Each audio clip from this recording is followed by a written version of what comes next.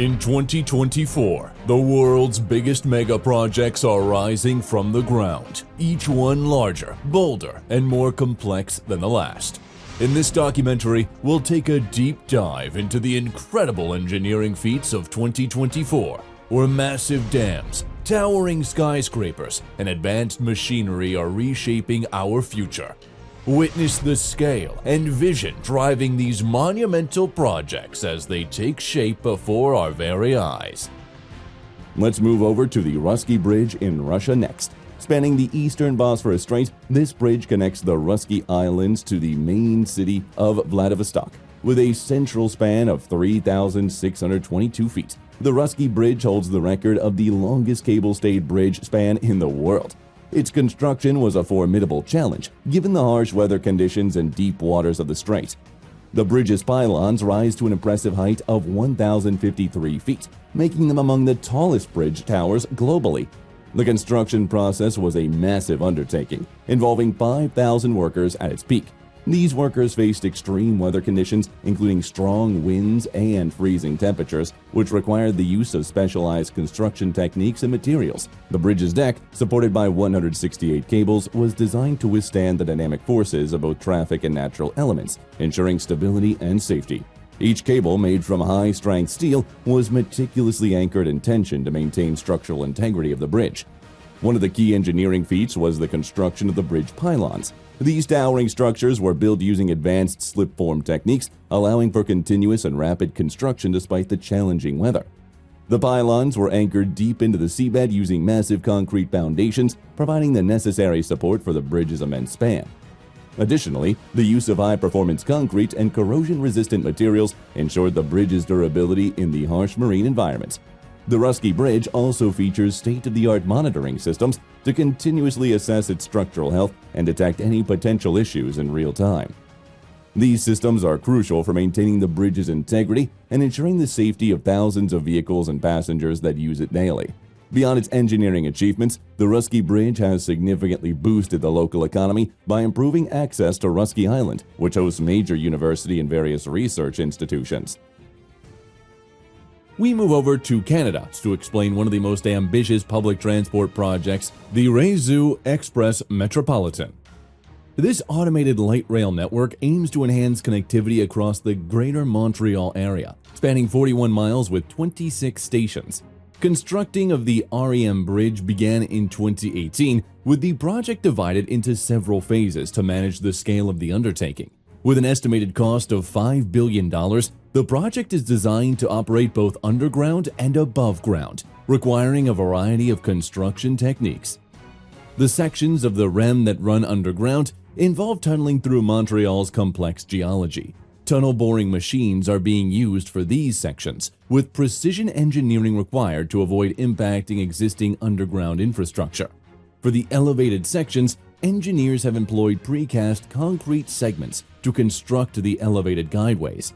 Each segment is meticulously designed to interlock with the next, forming a continuous and robust structure capable of supporting the automated trains.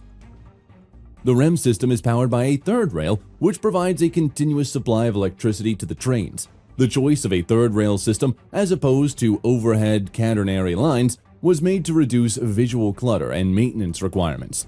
Additionally, the trains themselves are fully automated and driverless, equipped with the latest in signaling technology to ensure smooth operation. One of the most complex parts of the project is the Mount Royal Tunnel that was originally built for the Canadian Northern Railway in the 20th century. The tunnel is being repurposed and expanded to accommodate the REM trains, requiring extensive structural reinforcement. Another engineering aspect of the REM is its integration with Montreal's existing infrastructure.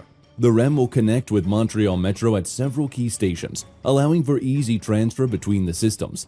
This integration extends to fare systems too, with plans for a unified fare structure that simplifies travel across different modes of transportation. Starting with the new Highmark Stadium project that's located in New York, currently under construction in Orchard Park. This stadium is set to become a state-of-the-art venue for Buffalo Bills.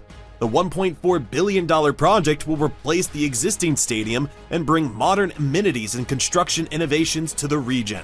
With a capacity of around 60,000 seats, the new stadium features an open-air design while incorporating advanced weatherproofing techniques to accommodate Buffalo's notorious winter conditions. One of the standout engineering features of the stadium is the extensive use of structural steel in the framework. The project requires more than 24,000 tons of steel, with over 21,000 individual pieces being assembled to form the stadium skeleton.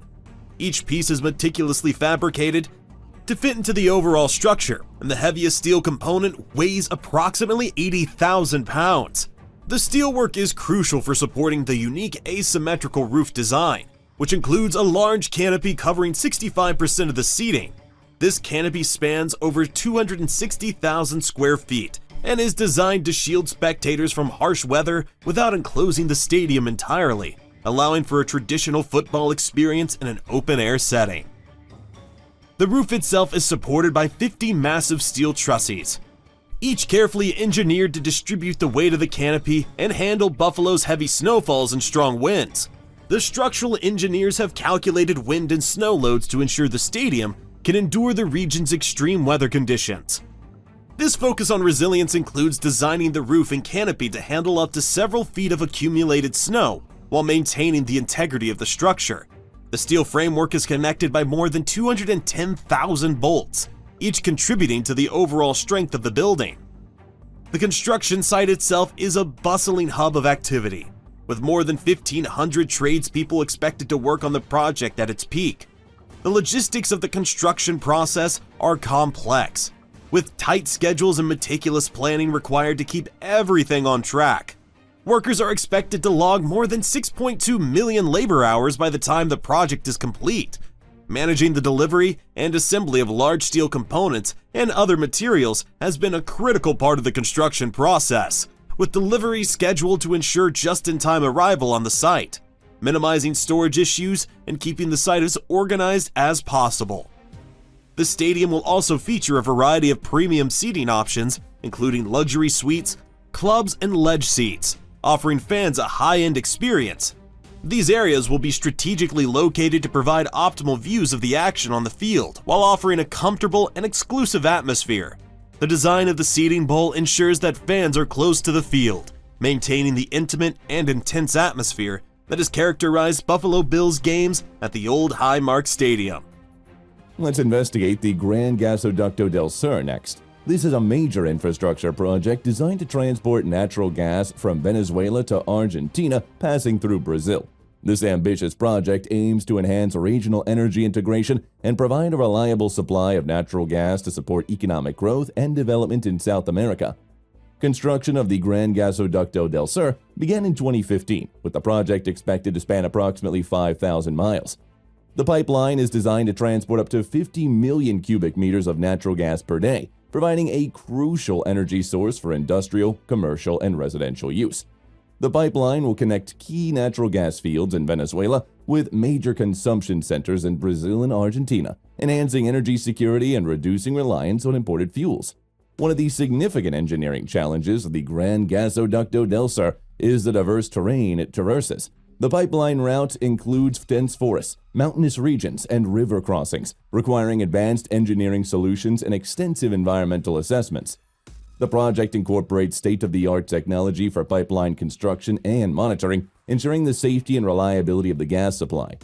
The total cost of the Gran Gasoducto del Sur is estimated at $23 billion. The project is expected to generate substantial economic benefits, including job creation, increased energy supply, and enhanced regional cooperation. Environmental and social considerations are integral to the Gran Gasoducto del Sur project. Comprehensive environmental impact assessments were conducted to minimize the impact on local ecosystems and communities. The project includes measures to protect biodiversity, manage water resources, and engage with local communities to address their concerns and ensure their participation in the project's benefits.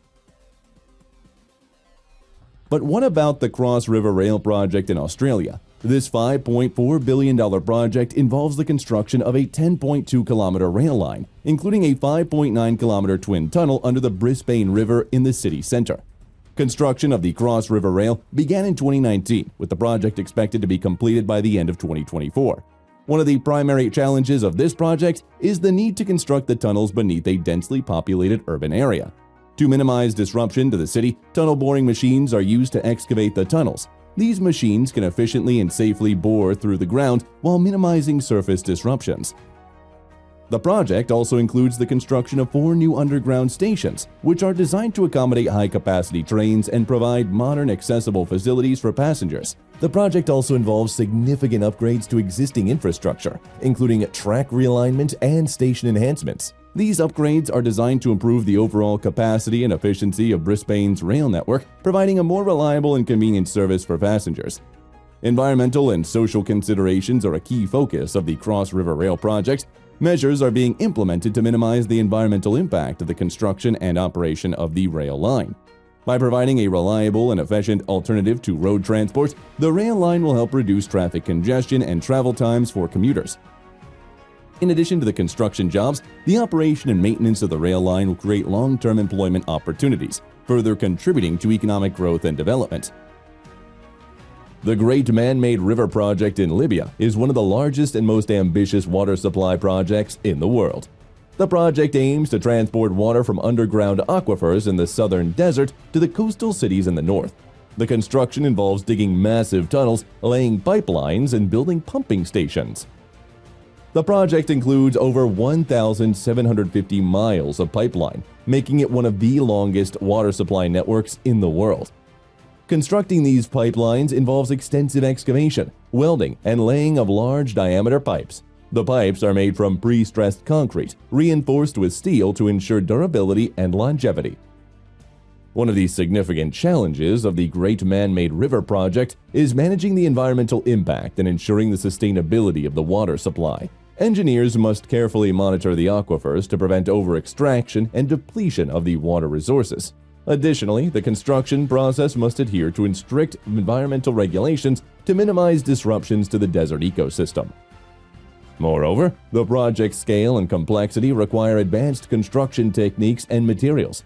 The tunnels are constructed using tunnel boring machines, which excavate and reinforce the tunnel walls simultaneously. This method ensures the tunnels are structurally sound and minimizes disruptions to the surface. The pumping stations are equipped with advanced pumps and control systems to manage the water flow and pressure throughout the network. Let's travel over to Sweden next, where the Varberg Tunnel is located. This project is part of Sweden's West Coast Line expansion, a significant infrastructure project designed to improve rail capacity and safety between Gothenburg and Lund. The tunnel project involves constructing a 3.1-kilometer tunnel beneath the coastal town of Varberg, featuring a combination of a 2.8-kilometer drill and blast rock tunnel and a 300-meter cut and cover tunnel. Construction of the Varberg Tunnel began in December 2019 with an estimated completion date of 2025. The project is being undertaken by the Swedish Transport Administration and involves a budget of approximately $620 million. The detailed design and construction work are being carried out by Implenia, a major player in the construction industry known for its expertise in large-scale tunneling projects. One of the most significant and challenging aspects of the Varberg Tunnel is dealing with the unique geological conditions. The rock in the northern part of the tunnel, primarily chalcocite, poses significant difficulties for drilling. To address these challenges, the construction team employs advanced techniques such as rock bolting for structural support and pressure grounding to manage water ingress. The main tunnel's cross-section measures 75 square meters, while the service tunnel has a cross-section of about 20 meters, with various cross passages connecting the two. The Varberg Tunnel is part of a broader plan to enhance the West Coast Line, which is a vital transit route connecting southern Sweden to Copenhagen and other parts of Europe. The project aims to facilitate the accommodation of more trains, thereby improving overall rail efficiency and reliability. It includes the removal of the existing railway track and the relocation of the freight yard to the north of Varberg, which will help remove the barrier effect in the central area of the city and improve connectivity with the sea. The new Varberg station, located 150 meters north of the current one, is also part of the project. This station will feature submerged platforms and modern amenities such as cafes, shops, and restaurants. The station's design includes a granite stone base with a wave pattern and an upper section made of wood with a wave-shaped ceiling, blending functionality with aesthetic appeal. In addition to the tunnel and the new station, the project involves constructing several bridges, a 1.3-kilometer cutting, and approximately 2.7 kilometers of new track. Notably, the Getaru Bridge, a key component of the project, is being built to allow the double-deck track to pass beneath it. Maintaining railway operations during construction is crucial, necessitating meticulous planning and coordination to minimize disruptions. The existing railway line continues to function throughout the construction phase, ensuring the rail services remain uninterrupted. The Great Plains Power Station in Canada, located in Moose Jaw, Saskatchewan, is a natural gas-fired power plant designed to provide reliable and efficient energy supplies. Scheduled for completion in 2024, the project involves the construction of a 350-megawatt combined cycle power plant, utilizing advanced gas turbine technology. The construction process began with site preparation and grading, creating a stable foundation for the power plant infrastructure. This involved extensive earthworks, including excavation and compaction, to ensure that the site could support the heavy equipment and structures. The foundations for the gas turbines and other critical components were constructed using reinforced concrete, designed to withstand dynamic loads and provide long-term stability. One of the primary engineering challenges was the installation of the gas turbines and heat recovery steam generators. The gas turbines, manufactured by Siemens, are among the most efficient in the world, capable of converting natural gas into electricity with high efficiency and low emissions. The installation of these turbines required precision alignment and balancing, ensuring optimal performance and reliability. The HRSGs, which capture waste heat from the gas turbines to generate additional electricity, were assembled on-site using prefabricated components, minimizing the construction time and ensuring high-quality fabrication. The power plant's design incorporates advanced cooling systems, including air-cooled condensers, which reduce water consumption and environmental impact. These condensers, constructed using modular components, were installed using large cranes and specialized lifting equipment. The use of air-cooled technology is particularly important in regions with limited water resources, ensuring that the power plant operates sustainably. Old Oak Common Station in the United Kingdom is a key component of the High Speed 2 project, envisioned to become a major rail interchange.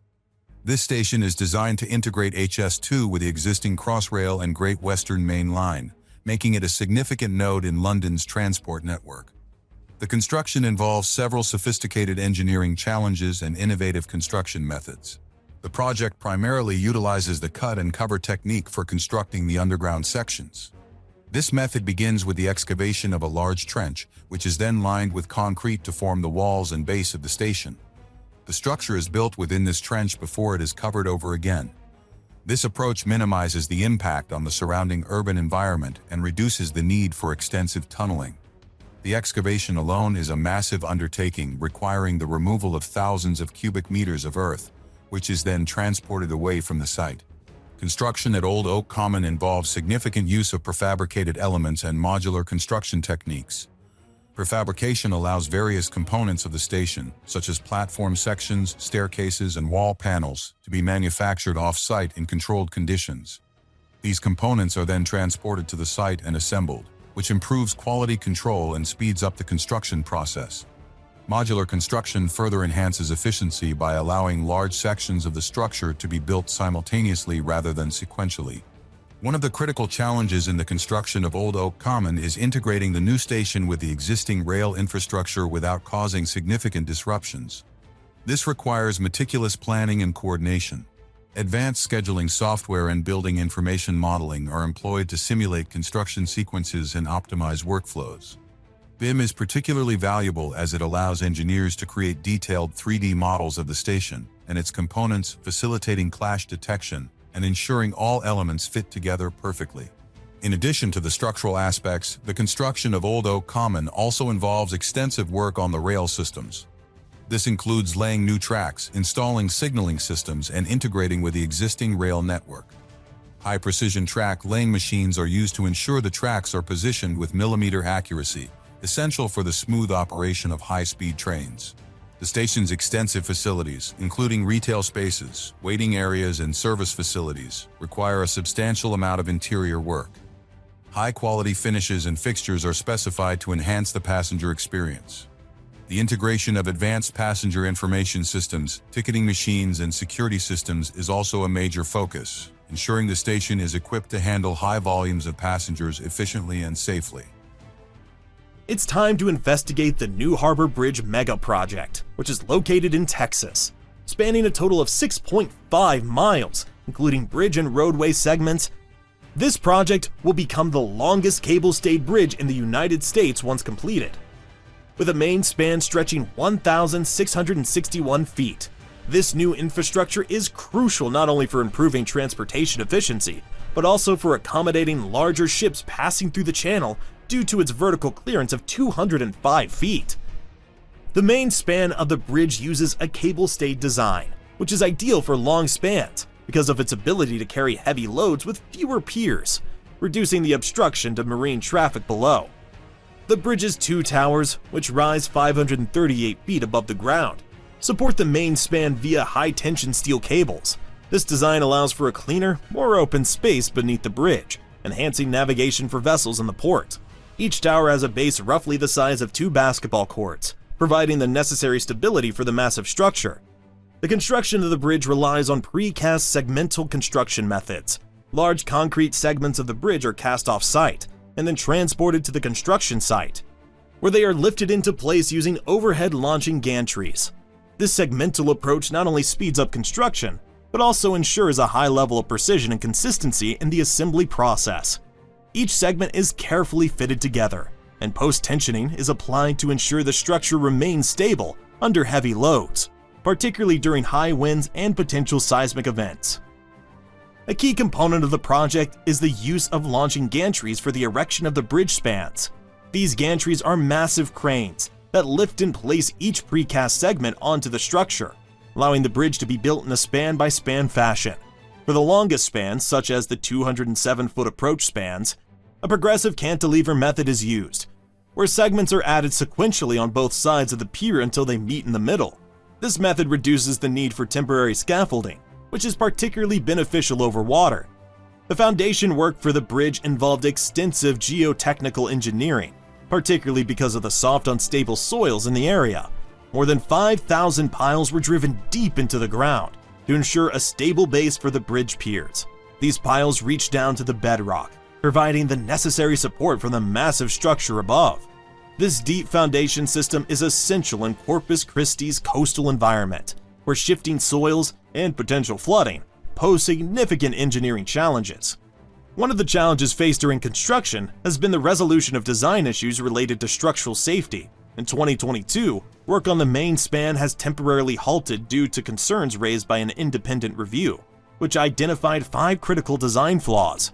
These included deficiencies in the pylon drilled shafts and connection issues between the delta frames and precast box segments. After months of collaboration, these issues were resolved by adding additional steel reinforcement and modifying the design to ensure long-term stability. The project is expected to be completed by 2025, and when finished, it will not only enhance traffic flow in the region, but also serve as a major architectural landmark for South Texas. The new harbor bridge is designed with a lifespan of 170 years, ensuring that it'll continue to play a vital role in the region's infrastructure for generations to come. With a construction cost of approximately $930 million, it represents a significant investment in the future of Corpus Christi's transportation network. But we haven't talked about the Taiwan high-speed rail megaproject yet. Stretching approximately 350 kilometers from Taipei to the north of Jiaoshan in the south, the rail project significantly reduces travel times across the island, with trains reaching speeds of up to 186 miles per hour. One notable aspect of the rail project is the extensive use of elevated viaducts. Approximately 73% of the line runs on elevated structures, totaling around 251 kilometers. These viaducts were constructed using pre-stressed concrete segments, each typically 30 meters long and weighing around 800 tons. The segments were precast and then transported to the construction site, where they were then assembled using large overhead gantry cranes. In addition to the viaducts, the high-speed rail also required the construction of numerous tunnels, totaling 48 kilometers on the line. The longest tunnel, the Baguashan Tunnel, spans 7.4 kilometers. Tunneling through Taiwan's varied geological formations required the use of different excavation techniques, such as the new Austrian tunneling method and tunnel boring machines. Another critical engineering component of the project is its earthquake detection and safety system. Given Taiwan's location on the Pacific Ring of Fire, seismic activity is a significant concern. The rail project is equipped with a network of seismometers along the route, which can detect ground motion and trigger an automatic braking system on the trains within seconds. The track system itself is a combination of continuously welded rails and ballastless track technology. The tracks are laid on a concrete bed rather than the traditional gravel ballast, which provides a more stable foundation for high-speed travel. The power supply for the THSR is provided by a dedicated overhead catenary system, which drives electricity to the trains through a network of substations strategically placed along the route. The power system is designed to ensure a consistent supply of electricity even during peak operational periods and includes redundant systems to maintain operations in the event of power failure. Let's travel over to São Paulo, one of the largest and most populous cities in Brazil. They are enhancing its public transportation infrastructure with the São Paulo Metro Line number 6. Often referred to as the Orange Line, this project aims to alleviate the chronic traffic congestion in the metropolitan area. Spanning approximately 15 miles, Line 6 will connect the northwest region of São Paulo with the downtown area, providing a crucial link with daily commuters. Construction on the São Paulo Metro Line 6 commenced in 2015 but faced several delays due to the financial and administrative changes. However, the project gained momentum in recent years with a renewed commitment to completing this vital infrastructure. The line will include 15 stations, each designed to accommodate a significant number of passengers with modern facilities and accessibility features. The stations are strategically located to serve densely populated neighborhoods, universities, and commercial areas, enhancing the overall connectivity of the city's metro network. One of the significant engineering feats of this project involves the use of tunnel boring machines to excavate the tunnels. These machines, known for their precision and efficiency, are capable of drilling through various soil types found in São Paulo. The machines also help minimize surface disruption, a critical factor in a bustling city. The tunnels are reinforced with precast concrete segments, ensuring their structural integrity and longevity. The expected daily ridership of the São Paulo Metro Line 6 is projected to exceed 600,000 passengers, significantly reducing the number of vehicles in the road and thereby decreasing traffic congestion and pollution. The integration of this line with other metro lines and bus networks will provide seamless transit options for millions of residents and visitors. The project's budget is estimated at approximately $3 billion, reflecting its scale and complexity. The successful completion of Line 6 is anticipated to not only improve transportation efficiency, but also boost the local economy by creating jobs. Let's travel over to Australia for the West Connects project. This $16.8 billion development involves the construction of 33 kilometers of new and upgraded motorways, including tunnels, interchanges, and expressways. One of the significant engineering challenges in the West Connect project is constructing the extensive tunnel network. The tunnels are built using tunnel boring machines, which can simultaneously excavate and line the tunnels with concrete segments. This method ensures a smooth and efficient construction process, minimizing disruption to the surface environment. The boring machines used in the project are some of the largest in the world, with diameters up to 15.5 meters. Another innovative aspect of the West Connects project is using smart technology to manage traffic flow and improve safety. The motorways are equipped with an intelligent transport system that includes real-time traffic monitoring, electronic signage, and automated incident detection. This system helps manage congestion and ensures a swift response to any incident, enhancing the overall efficiency of the road network. Measures have been taken to minimize the environmental impact of the construction and operation of the motorways. This includes using low-emission construction equipment, implementing noise barriers, and green walls to reduce noise pollution. One of the key benefits of the West Connects project is a significant reduction in travel times for commuters. By providing new and upgraded motorways, the project aims to alleviate congestion for some of Sydney's busiest roads, making it easier and faster for people to travel across the city. The Australia Pacific LNG project is one of the largest and most complex energy projects in the world. Located in Queensland, Australia, this project involves the extraction, processing, and transportation of natural gas from coal seams in the Surat and Bowen basins. The gas is then converted into liquefied natural gas for export to international markets. The project includes three main components: the gas fields, a 530-kilometer gas pipeline, and an LNG processing and export facility on Curtis Island. The construction of the gas fields involves drilling thousands of wells and installing extensive networks of gathering lines and processing facilities. These wells are drilled using advanced drilling techniques to reach deep coal seams and extract the gas. Hydraulic fracturing, or fracking, is employed to enhance gas flow, requiring precise control and monitoring to ensure environmental safety. The 530-kilometer gas pipeline is a critical component, transporting gas from the fields to the LNG facility. Constructing this pipeline involves trenching, welding, and laying pipes across diverse terrains, including forests, rivers, and farmland. Engineers use horizontal directional drilling to install the pipeline beneath major obstacles without disturbing the surface. This technique is particularly useful for crossing rivers and environmentally sensitive areas. The LNG processing facility on Curtis Island is where the gas is cooled to minus 260 degrees Fahrenheit, transforming it into a liquid state for easier transport. This facility comprises liquefaction trains, storage tanks, and loading jetties. Each liquefaction train often involves complex engineering with compressors, heat exchangers, and cryogenic piping systems working together to cool and liquefy the gas.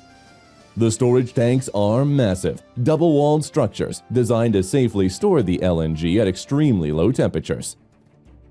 One of the significant challenges of the Australia-Pacific LNG project is the integration of its various components into a cohesive system. This requires meticulous planning, coordination, and execution to ensure all parts work seamlessly together. Additionally, the project must adhere to strict environmental and safety regulations, necessitating advanced monitoring and control systems to minimize environmental impact and ensure the safety of workers and surrounding communities. Moreover, the logistics of transporting such large volumes of natural gas require sophisticated shipping and handling facilities. The LNG is loaded into specially designed carriers equipped with advanced containment systems to prevent leakage and ensure safety during transit. These carriers transport the LNG to international markets where it's regasified and distributed through local gas networks. The Dig-Indi tunnel system in Indianapolis, United States, is an extensive network of deep rock tunnels designed to reduce sewer overflows into local waterways. Scheduled for completion in 2025, this project involves the construction of over 28 miles of tunnels, each approximately 18 feet in diameter and located 250 feet below ground.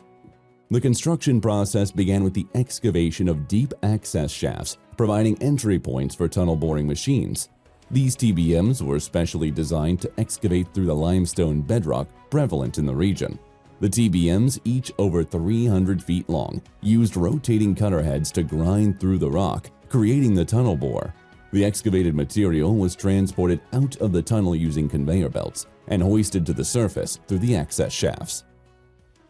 The tunnel lining was constructed using precast concrete segments, which were installed by the TBMs as they advanced. These segments, designed to withstand the high pressures at depth, were bolted together to form a watertight lining. The use of precast segments allowed for rapid construction and high-quality control, ensuring the structural integrity of the tunnels. One of the primary engineering challenges was managing groundwater infiltration. The tunnels were designed with a comprehensive dewatering system, including pumps and drainage galleries to control groundwater levels and prevent flooding. Additionally, the tunnel lining included waterproof gaskets and grout injection systems to seal any potential leaks. The Dig-Indi tunnel system also involved the construction of a large storage and conveyance structures designed to hold and transport combined sewer overflows during heavy rainfall events. These structures were integrated with the existing sewer network, requiring extensive coordination and planning. The project included the installation of advanced control systems, allowing for real-time monitoring and management of these sewer flows. The Dig-Indi Tunnel System project showcases the application of advanced tunneling technology and engineering practices to address critical infrastructure needs. The project significantly reduces sewer overflows, improving water quality and public health in Indianapolis. The construction of this extensive tunnel network demonstrates the capabilities of modern engineering to solve complex urban infrastructure challenges. Pittsburgh International Airport in the United States is undergoing a major modernization project to enhance its capacity and facilities. The project includes the construction of a new terminal, the expansion of existing terminals, and improvements to the airport's runways and taxiways. The construction process involves extensive use of precast concrete and steel structures to ensure rapid and efficient assembly. The new terminal's construction begins with site preparation, which includes clearing and grading the site and installing deep foundations to support the terminal structure. Precast concrete panels and steel beams are then assembled to form the terminal's framework, followed by the installation of roofing and cladding systems. The use of precast concrete allows for high precision in manufacturing, reducing the likelihood of errors during assembly and speeding up the construction process. The expansion of existing terminals involves complex engineering work to integrate new structures with the old ones seamlessly. This requires careful planning and execution to avoid disruptions to airport operations. Advanced construction techniques, such as modular construction and prefabrication, are used to minimize on-site work and reduce construction time. The project also includes significant improvements to the airport's runways and taxiways. This involves the construction of new taxiways and the expansion of existing runways to accommodate larger aircraft. High-precision paving machines are used to ensure the surfaces are smooth and level, which is critical for safe aircraft operations. Additionally, advanced lighting and navigation systems are installed to enhance visibility and safety. Let's travel over to Texas for the Grand Parkway project in Houston, also known as the State Highway 99. This is a massive undertaking designed to create a 180-mile circumferential tollway around the greater Houston area.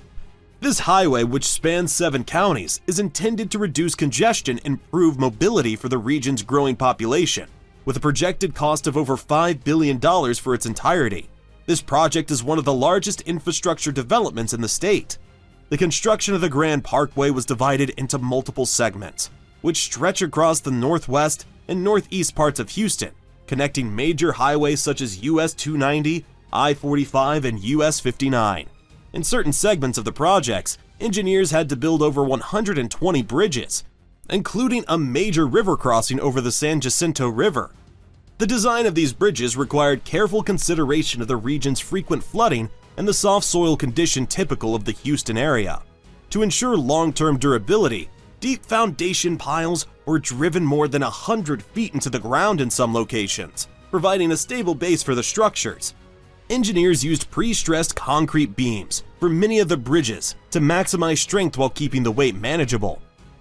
The construction of the highway itself required more than 1.8 million cubic yards of concrete for paving, along with millions of tons of base material for the roadbeds. A key challenge was managing the right-of-way acquisition process, as more than 2,100 acres of land had to be purchased to make room for the new highway. This process involved negotiating with over 400 property owners, which added complexity and required close coordination with local authorities. Another major component of the project was drainage infrastructure. Given the region's susceptibility to heavy rains and flooding, engineers had to design extensive drainage systems to handle runoff from the highway. This included a network of underground pipes, culverts, and detention ponds designed to minimize the impact of the highway. In addition to the bridges and roadways, significant work went into relocating existing utilities. The project required moving numerous water lines, power cables, and gas pipelines to clear the path for the highway. This work had to be carefully coordinated to avoid disrupting service to nearby communities. In some areas, utility relocations accounted for a substantial portion of the construction timeline. To further enhance the safety and functionality of the highway, the Grand Parkway includes frontage roads along significant portions of its length. These roads provide local access to businesses and neighborhoods without forcing traffic onto the main tollway. The frontage roads were constructed alongside the main highway lanes and included their own drainage and utility infrastructure. In total, the Grand Parkway included over 100 miles of frontage roads, designed to accommodate future growth in the surrounding areas. We have to travel all the way over to Denmark next to talk about the Copenhagen Metro project. This system has expanded a lot over the years, most notably with the City Ringen line, which became operational in 2019. The construction involved extensive tunneling through the city's dense urban environment. The underground sections were built using tunnel boring machines, which excavated twin tunnels with a diameter of approximately 5.5 meters each. The TBMs used for the City Ringen line were equipped with earth pressure balance technology, which maintained stability in the tunnel face while minimizing ground settlement. Each TBM could excavate up to 20 meters of tunnel per day, and they worked 24 hours a day to complete the twin 15.5-kilometer-long tunnels.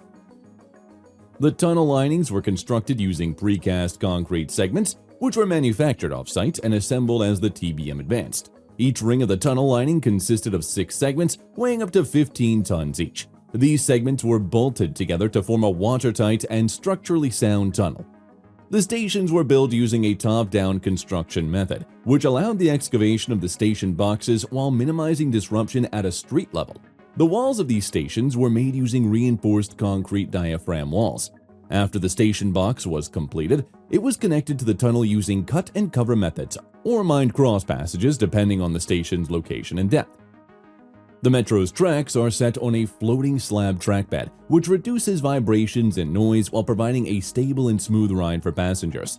The rail system uses standard gauge tracks, with steel rails continuously welded to minimize maintenance needs. Over 3 million cubic meters of material were excavated and removed during the project, requiring a coordinated effort between contractors and local authorities. But we have to talk about the largest LNG projects ever in the United States. The Rio Grande LNG terminal, located at the port of Brownsville in Texas, aims to become a major LNG export facility that will handle up to 27 million tons per annum of liquefied natural gas once fully operational. The terminal's design includes significant infrastructure, such as multiple LNG storage tanks, each capable of holding 180,000 cubic meters of LNG, and 2 marine berths to accommodate LNG carriers of up to 185,000 cubic meters capacity. One of the engineering challenges of the project is the site's location along the Brownsville Ship Channel, a highly active industrial waterway with specific environmental and logistical requirements. The construction site required extensive preparation, including soil stabilization and the installation of a comprehensive levee system around the perimeter to protect against flooding and manage stormwater runoff. The soil stabilization process involved deep mixing techniques to ensure a solid foundation for the massive structures, particularly in the areas where the liquefaction trains and storage tanks are being built. The LNG production process at the terminal involves cooling natural gas to -162 degrees Celsius to liquefy it, reducing its volume by about 600 times for easier storage and transportation. This process demands substantial energy, requiring the installation of robust power generation facilities and cooling systems. The engineering work includes laying down extensive pipelines to bring feed gas to the site and distributing it to the liquefaction trains. The liquefaction trains themselves are highly complex systems, each containing multiple stages of compression and heat exchange to achieve the necessary cooling of the gas. These trains are built using modular construction techniques, allowing large components to be prefabricated off-site and then transported to Brownsville for assembly. This approach minimizes on-site construction time and reduces potential delays. The terminal also includes significant safety and monitoring systems. Given the flammable nature of LNG, the design integrates advanced fire detection and suppression systems, extensive monitoring of gas leaks, and robust emergency response plans.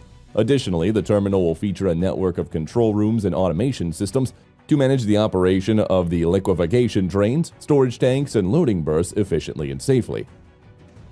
The engineering behind the Rio Grande LNG terminal also includes provisions for future expansion. The site's being prepared to potentially add additional liquefaction trains and storage capacity as market demands grow. This forward-thinking approach to the terminal's design ensures that it can adapt to future energy needs. We travel over to Chile next, where the Chacao Channel Bridge is located. This project, once completed, will significantly improve transportation and economic integration between the island and the mainland. Construction on the Chacao Bridge began in 2018, and the project is expected to be completed by 2025. The bridge will span approximately 1.7 miles across the Chacao Channel, featuring a central suspension span of 3,350 feet, making it one of the longest suspension bridges in the world. The bridge will have two main pylons, each rising about 656 feet above the water, supporting the central span with massive steel cables. One of the critical challenges of the Chacao Channel Bridge project is the harsh environmental conditions of the Chacao Channel. The area is known for strong winds, powerful tides, and seismic activity, all of which pose significant engineering challenges. The bridge is designed to withstand these conditions, incorporating advanced materials and construction techniques to ensure its durability and safety. The bridge will accommodate both vehicular and pedestrian traffic, with 2 lanes in each direction and dedicated pathways for pedestrians and cyclists. This infrastructure will replace the current ferry system, which is often subject to delays and weather-related disruptions, providing a more reliable and more efficient transportation link. The project is estimated to cost around $740 million, with funding sourced from both the Chilean government and international investors. The economic benefits of the bridge are expected to be substantial, including increased tourism, reduced transportation costs, and enhanced economic integration between Chiloé Island and the mainland. It's time to talk about the Jakarta-Bandung high-speed rail in Indonesia, which is an ambitious project aimed at significantly reducing travel time between Jakarta and Bandung from over 3 hours to approximately 40 minutes. With an estimated cost of $6 billion, this project is Indonesia's first high-speed rail venture. Construction began in 2016, focused on advanced construction techniques and technologies. One of the primary engineering challenges was the diverse terrain between Jakarta and Bandung, necessitating the construction of numerous bridges and tunnels. The line features 13 tunnels, including the Walini Tunnel, the longest at 4.5 kilometers. The construction of these tunnels employed tunnel boring machines, essential for efficiently and safely excavating through varied geological conditions. The rail line is designed to accommodate speeds of up to 250 kilometers per hour, requiring the use of high-strength materials and precision engineering to ensure safety and stability. The tracks are laid on a slab track system, which provides greater durability and requires less maintenance compared to traditional ballast tracks. This system involves laying the rails on concrete slabs to fix in place with high-precision techniques to maintain the alignment and smoothness required for high-speed travel. A significant challenge faced during the construction was minimizing the impact on densely populated areas along the route. To address this, elevated tracks and viaducts were constructed in several sections, reducing the need for land acquisition and minimizing disruptions to local communities. Another critical aspect of the construction process was ensuring the rail line's resilience to seismic activity. Indonesia is located in a seismically active region, so the design incorporates earthquake-resistant features. These include flexible track systems and shock-absorbing materials that can withstand significant ground movement without compromising the rail line's integrity. Logistics played a crucial role in the project's success, given the scale and complexity of the construction.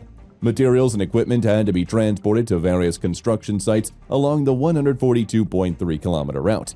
This required a well-coordinated supply chain and efficient transportation network to ensure timely delivery and minimize delays. The Incheon International Airport expansion in South Korea is a massive project aimed at increasing the airport's capacity and improving passenger services. The expansion includes the construction of a new terminal, additional runways, and supporting infrastructure. The new terminal, Terminal 2, is designed to handle 18 million passengers annually, increasing the airport's total capacity to 72 million passengers. Constructing the new terminal involves extensive earthworks, concrete pouring, and steel erection. The terminal is designed with a modern, open layout featuring large glass windows and high ceilings to create a spacious and welcoming environment. Advanced construction techniques, such as prefabrication and modular construction, are used to speed up the building process and ensure high-quality finishes. The expansion also includes the construction of new runways, which involves extensive earthworks, grading, and paving. The runways are designed to accommodate the largest commercial aircraft, requiring precise engineering to ensure smooth and safe landings and takeoffs. One of the significant challenges of the Incheon International Airport expansion is managing construction activities while keeping the airport operational. Engineers and planners must carefully coordinate construction schedules and activities to minimize disruptions to airport operations and ensure the safety of passengers and workers. Additionally, the expansion incorporates numerous sustainability features such as energy-efficient systems, green roofs, and rainwater harvesting. These elements reduce the environmental impact of the airport and enhance passenger comfort. The construction also involves extensive collaboration with local authorities and communities to address concerns and ensure compliance with regulations. Let's talk about the incredible Brela Bridge, which is located in Romania. This bridge, spanning the Danube River, connects the regions of Moldova and Dobroja and is a testament to the innovative engineering solutions. Costing $600 million to construct, this bridge was awarded in 2017 to a consortium led by the Italian construction company WeBuild and Japan's IHI Infrastructure Systems. The construction officially began in December 2018 and involved over 1,350 workers, showcasing the massive scale of the operation. One of the most impressive features of the Brela Bridge is its main span, which stretches 1,120 meters. This makes it the second longest suspension bridge in mainland Europe. The bridge's total length is 1,974 meters, and it includes two imposing towers that raise to a height of 192 meters. These towers are not only structural marvels, but also the tallest structures in Romania. The construction process was highly intricate and involved several critical phases. The bridge deck comprised 86 segments, each weighing approximately 260 tons. These segments were fabricated by Fincantieri in Italy and transported to the construction site via barges. Once at the site, a specialized lifting beam was used to hoist the segments into place, a process that required precise coordination and engineering expertise. The bridge's suspension cables are another engineering marvel. Made from over 18,000 steel wires, the total length of these cables stretches 81,000 kilometers, which is enough to circle the Earth twice. These cables weigh a combined 6,775 tons and are crucial for supporting the bridge deck. The installation of these cables involves intricate techniques to ensure their stability and durability. Building the bridge's foundations posed significant challenges due to the region's soft clay soil and medium-high seismic activity. Advanced techniques such as extensive piling and deep well excavations were employed to ensure the stability of the foundations. Piles within a diameter of 1.8 meters were driven to a depth of up to 45 meters to provide a solid base for the towers. The bridge is designed to withstand extreme conditions, including winds up to 270 kilometers per hour and substantial seismic tremors. This resilience is achieved through meticulous engineering and the use of high-quality materials. The bridge's deck is suspended approximately 40 meters above the river, allowing for the passage of medium-sized ships. A significant engineering feat was the installation of the two main suspension cables. These cables were assembled from thousands of individual steel wires, meticulously intertwined to form robust support structures. The process of anchoring these cables to the towers required precision and advanced engineering techniques to ensure their strength and longevity. Philadelphia International Airport in the United States is undergoing a significant expansion and modernization project to enhance its capacity and facilities. The project includes the construction of a new terminal, the expansion of existing terminals, and improvements to the airport's runways and taxiways.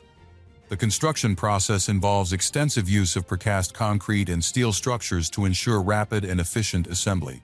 The new terminal's construction begins with site preparation, which includes clearing and grading the site and installing deep foundations to support the terminal structure. Precast concrete panels and steel beams are then assembled to form the terminal's framework, followed by the installation of roofing and cladding systems. The use of precast concrete allows for high precision in manufacturing, reducing the likelihood of errors during assembly and speeding up the construction process. The expansion of existing terminals involves complex engineering work to integrate new structures with the old ones seamlessly. This requires careful planning and execution to avoid disruptions to airport operations. Advanced construction techniques, such as modular construction and prefabrication, are used to minimize on-site work and reduce construction time. The project also includes significant improvements to the airport's runways and taxiways. This involves the construction of new taxiways and the expansion of existing runways to accommodate larger aircraft. High-precision paving machines are used to ensure the surfaces are smooth and level, which is critical for safe aircraft operations. Additionally, advanced lighting and navigation systems are installed to enhance visibility and safety. But we have to talk about the construction and preparations for the 2024 Las Vegas Grand Prix, which is a massive undertaking. This race, part of the Formula One calendar, requires significant urban modifications to accommodate the high-speed event, including temporary infrastructure, resurfacing of roads, and building spectator zones. The task of preparing this 3.8-mile-long circuit is not only logistically demanding, due to the need to maintain the functioning of the strip during construction, but it also incorporates a range of engineering challenges to ensure the track's compliance with Formula One standards. One of the most critical elements in building the circuit is repaving the road to meet the stringent grip and smoothness specifications required for Formula One racing. Crews are tasked with removing old road layers and installing new asphalt to ensure a flat, non-deformable surface capable of handling vehicles reaching speeds over 200 miles per hour. This resurfacing project covers multiple miles of road, including some of the busiest streets in Las Vegas, and must be completed during nighttime hours to minimize disruption. The precision required in the laying of the asphalt is paramount, as even minor imperfections can affect the performance of F1 cars. Another significant aspect of the construction process involves setting up safety barriers and fencing along the entire track. This includes 4-foot-high debris fencing and crash barriers designed to protect both drivers and spectators in the event of a collision. The barriers must meet rigorous FIA safety standards, and their installation is a highly coordinated effort. These barriers are temporary and are installed and dismantled within a limited time frame to return the streets to their original state after the race. In addition to the barriers, the project also involves constructing temporary pedestrian bridges and grandstands. For the 2024 race, 3 large pedestrian bridges are being built to allow foot traffic to cross over the track without disrupting the race. The installation of these bridges requires deep foundations and steel framing, all completed within a short period to ensure they are ready well before race day. Each bridge is capable of holding large crowds and must be inspected thoroughly for structural integrity. The pit building located near Harmon Avenue and Koval Lane is another key feature of the race infrastructure. This multi-story building is designed to house the team's garages, media areas, and other essential functions during the race. Its construction involves erecting a steel frame and concrete foundation to support the various loads required during the event. The timeline for this project is extremely tight, with the building going up in just under a year. The compressed schedule puts immense pressure on the construction crews to meet all structural and safety requirements while keeping on schedule. Traffic management is a vital part of the construction process, as the Grand Prix track intersects many major intersections and highways in Las Vegas. During the preparation period, sections of the strip and surrounding roads will be closed at night for construction, while temporary bridges and alternative routes are established to maintain access to businesses and casinos along the race course. Traffic control teams work closely with local authorities to ensure that disruption is minimized and that workers and machinery can operate efficiently within these high-traffic areas. The scale of the construction and the temporary nature of the infrastructure make the Las Vegas Grand Prix a unique project in the world of motorsports. With more than 1,500 workers involved at peak times, the project requires not only tight coordination among various contractors, but also the use of advanced construction techniques to ensure everything is built to Formula One strict specifications. But what about a brand new tunnel that's currently being built? The Tunnel del Toyo, currently under construction in Colombia, is set to become the longest road tunnel in Latin America, spanning approximately 6.2 miles. This ambitious project aims to significantly reduce travel time between Medellin, Colombia's second-largest city, and the key port of Urabá. This reduction in travel time is expected to boost trade and economic activities in the region. Construction of the Tunnel del Toyo began in 2015, and the project is expected to be completed by late 2024. The tunnel will cut through the rugged Andean mountains, presenting numerous engineering challenges. The project involves extensive geological surveys and the use of advanced tunneling techniques to navigate the complex terrain safely. The Tunnel del Toyo is designed as a dual-bore tunnel, with each bore accommodating 2 lanes of traffic. This design ensures a smooth flow of vehicles and enhances safety. The project also includes the construction of access roads and ventilation systems to maintain air quality within the tunnel. One of the critical benefits of the Tunnel del Toyo is the expected reduction in travel time. Currently, the journey between Medellin and Urabá takes about 6 hours by road, traversing winding mountainous roads that are often prone to landslides and other hazards. The tunnel will cut this travel time to approximately 3 hours, providing a more direct and safer route. The Tunnel del Toyo project is estimated to cost around $1 billion, with funding sourced from both national and regional governments. Environmental considerations are also a key aspect of the project. The construction process includes measures to minimize the impact on local ecosystems, such as the relocation of wildlife and reforestation efforts. The tunnel's design also incorporates advanced drainage systems to manage water flow and prevent flooding. Next up, we have to move over to Japan for the Azabudai Hills project, located in Tokyo. The project, costing approximately $5.5 billion, covers an area of 8.1 hectares and includes 3 skyscrapers, green spaces, and public facilities. Construction of Azabudai Hills began in 2019, with the project expected to be completed by the end of 2024. One of the primary challenges in this project is the dense urban environment in which it is being built. To minimize disruption to the surrounding area, construction is being carried out in phases, with careful planning and coordination to ensure safety and efficiency. The project features 3 high-rise buildings with the tallest reaching a height of 330 meters. These buildings will house offices, apartments, hotels, and retail spaces, creating a vibrant mixed-use environment. A key innovation in the Azabudai Hills project is the integration of green spaces and public facilities within the urban environment. The development includes a central park which covers approximately 24,000 square meters and provides a green oasis in the heart of the city. The project also incorporates state-of-the-art sustainability features such as energy-efficient building systems, renewable energy sources, and advanced waste management systems. One of the significant engineering challenges in the Azabudai Hills project is the construction of the underground infrastructure. This includes the creation of underground parking facilities, utility tunnels, and pedestrian networks that connects the various buildings and public spaces. Advanced tunneling and excavation techniques are used to ensure the stability and safety of the underground structures, while minimizing the impact of the surrounding environment. In addition to its architectural and environmental features, Azabudai Hills aims to create a sense of community and connectivity within the urban environment. The development includes a range of public amenities such as schools, healthcare facilities, and community centers, which are designed to meet the needs of residents. Rail Baltica is a major infrastructure project aimed at integrating the Baltic states into the European rail network. This project involves constructing a new high-speed rail line connecting Estonia, Latvia, and Lithuania with Poland and the rest of Europe. The construction of Rail Baltica includes building new tracks, stations, and supporting infrastructure. Building the new tracks involves extensive earthworks, including excavation, grading, and laying ballast. The tracks are constructed using continuous welded rail, which provides a smoother and more reliable surface for high-speed trains. Engineers use advanced surveying and alignment techniques to ensure the tracks are straight and level, essential for maintaining high speeds and safety. The construction of stations and supporting infrastructure involves creating passenger facilities, platforms, and maintenance yards. These facilities are designed to be modern and accessible, providing a high level of comfort and convenience for passengers. Additionally, the project includes the installation of advanced signaling and communication systems to ensure safe and efficient train operations.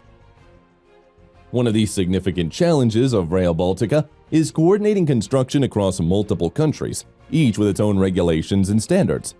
Engineers and planners must work closely with government authorities and stakeholders in each country to ensure the project meets all requirements and progresses smoothly. Furthermore, the project incorporates numerous sustainability features, such as energy-efficient systems, green infrastructure, and noise reduction measures. These elements reduce the environmental impact of the rail line and enhance the quality of life for communities along the route. The construction also involves extensive public consultation and engagement to address concerns and ensure transparency. The new Manila International Airport in the Philippines is an ambitious project designed to alleviate congestion at the existing Ninoy Aquino International Airport. Scheduled for completion in phases, with full completion expected by 2025, this airport will feature 4 parallel runways and a capacity to handle 100 million passengers annually. The construction involves massive earthworks, advanced engineering techniques, and meticulous planning to create a state-of-the-art facility. The initial stages of construction focused on land reclamation and site preparation, as the airport is being built on a low-lying area prone to flooding.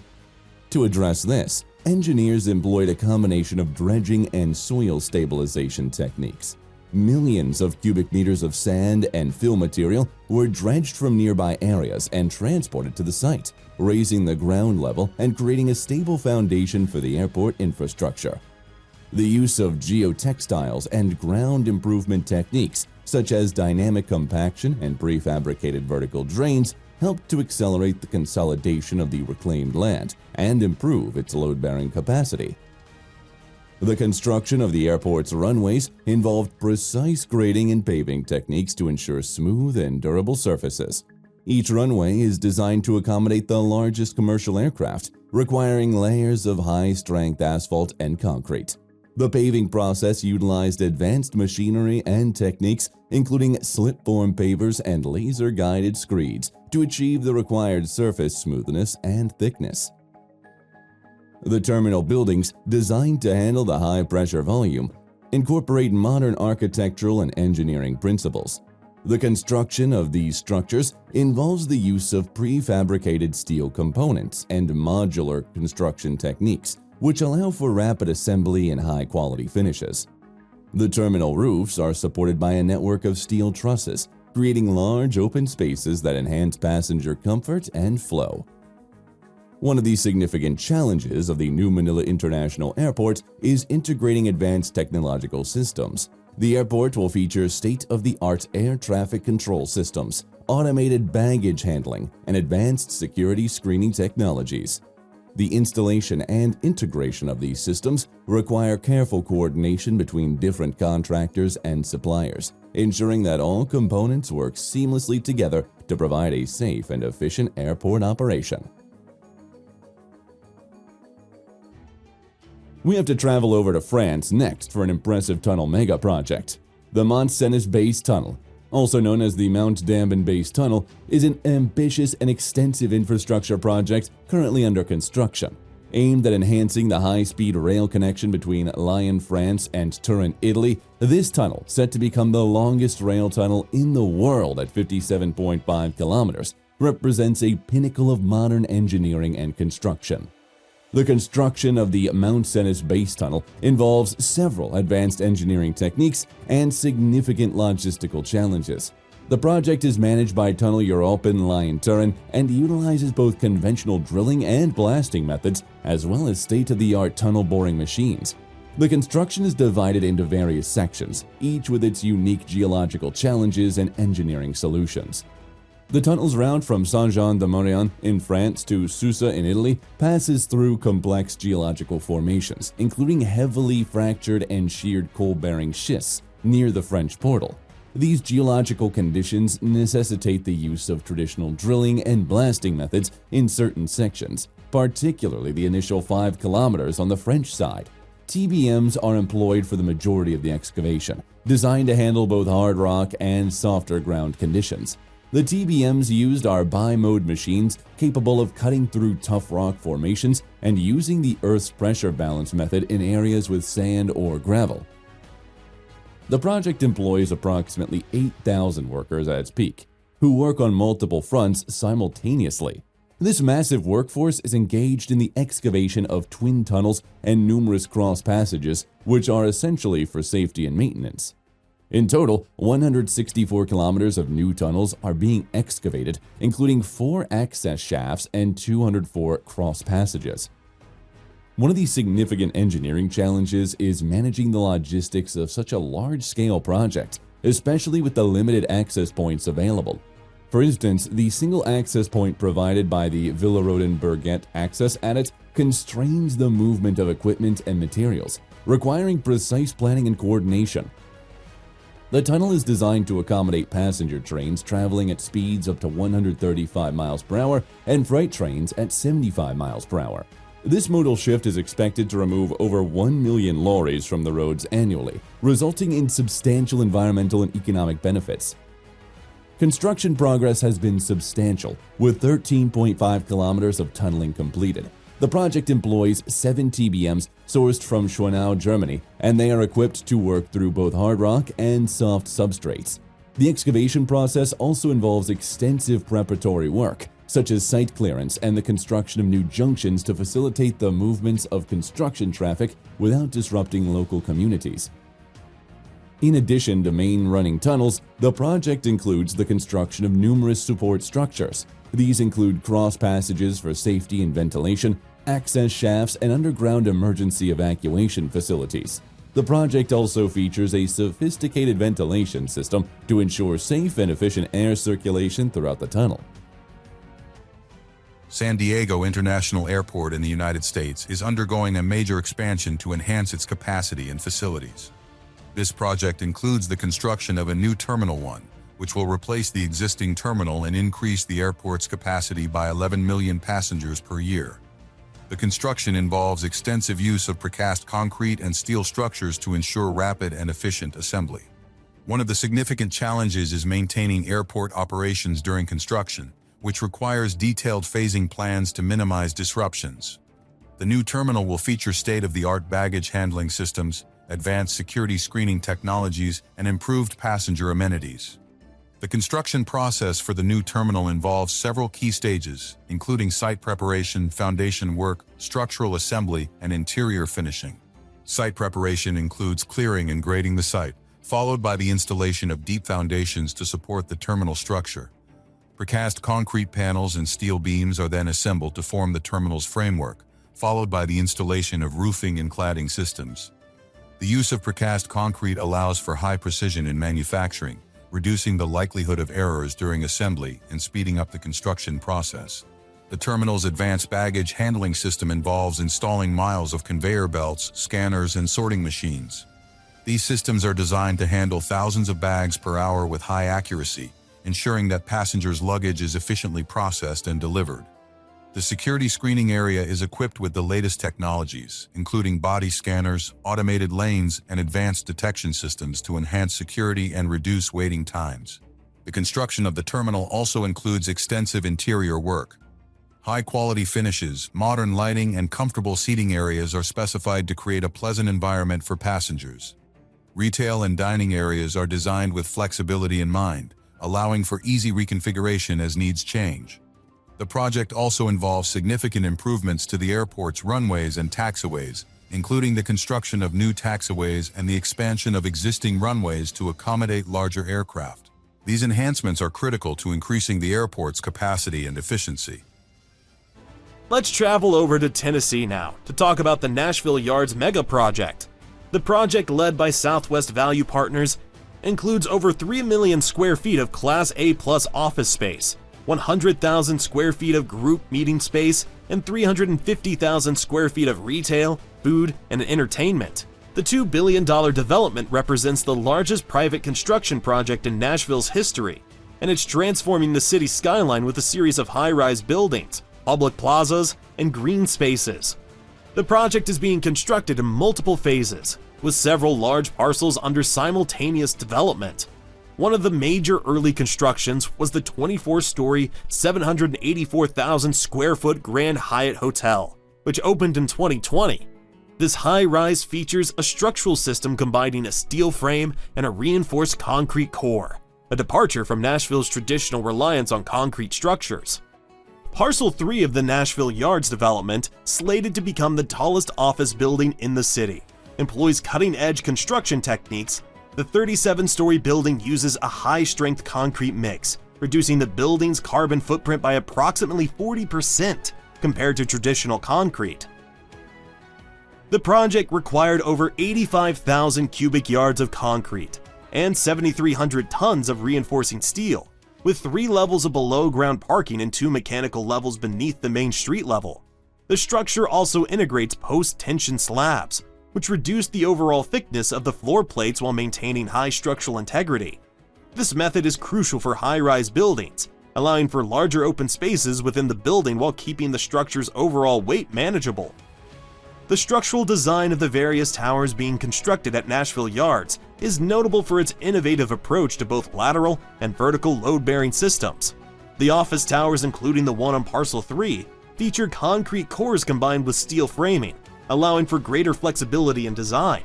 This method provides resilience against both seismic forces and wind loads, which are key considerations in the design of high-rise structures in the region. The integration of post-tensioning in the slabs also helps to control deflections over long spans, which is critical for ensuring occupant comfort in tall buildings. The development includes significant green spaces, with more than 4 acres dedicated to public parks and pedestrian walkways. These green areas are integrated into the overall design, create a walkable environment, and improve connectivity between different parts of the city.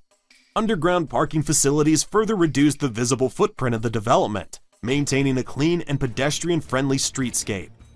We have to travel over to Peru now, for the Chinchero International Airport construction project. Located near Cusco, it's a major infrastructure project designed to enhance the region's connectivity and support the growing tourism industry. Cusco is a gateway to Machu Picchu, one of the world's most popular tourist destinations, and the new airport aims to accommodate the increasing number of visitors while alleviating congestion at the existing Alejandro Velasco Astete International Airport. Construction on the Chinchero International Airport began in 2018, with the project expected to be completed by 2025. The airport will feature a modern terminal building, a 13,000-foot runway, and state-of-the-art navigation and communication systems. The terminal will be designed to handle up to 5 million passengers annually, providing a significant boost to the region's tourism infrastructure. One of the key engineering challenges of the Chinchero International Airport project is its location at an altitude of approximately 12,500 feet above sea level. The high-altitude environment presents unique challenges for aircraft performance and passenger comfort, requiring specialized design and operational considerations. The project also involves extensive earthworks and site preparation to ensure the stability and safety of the project infrastructure.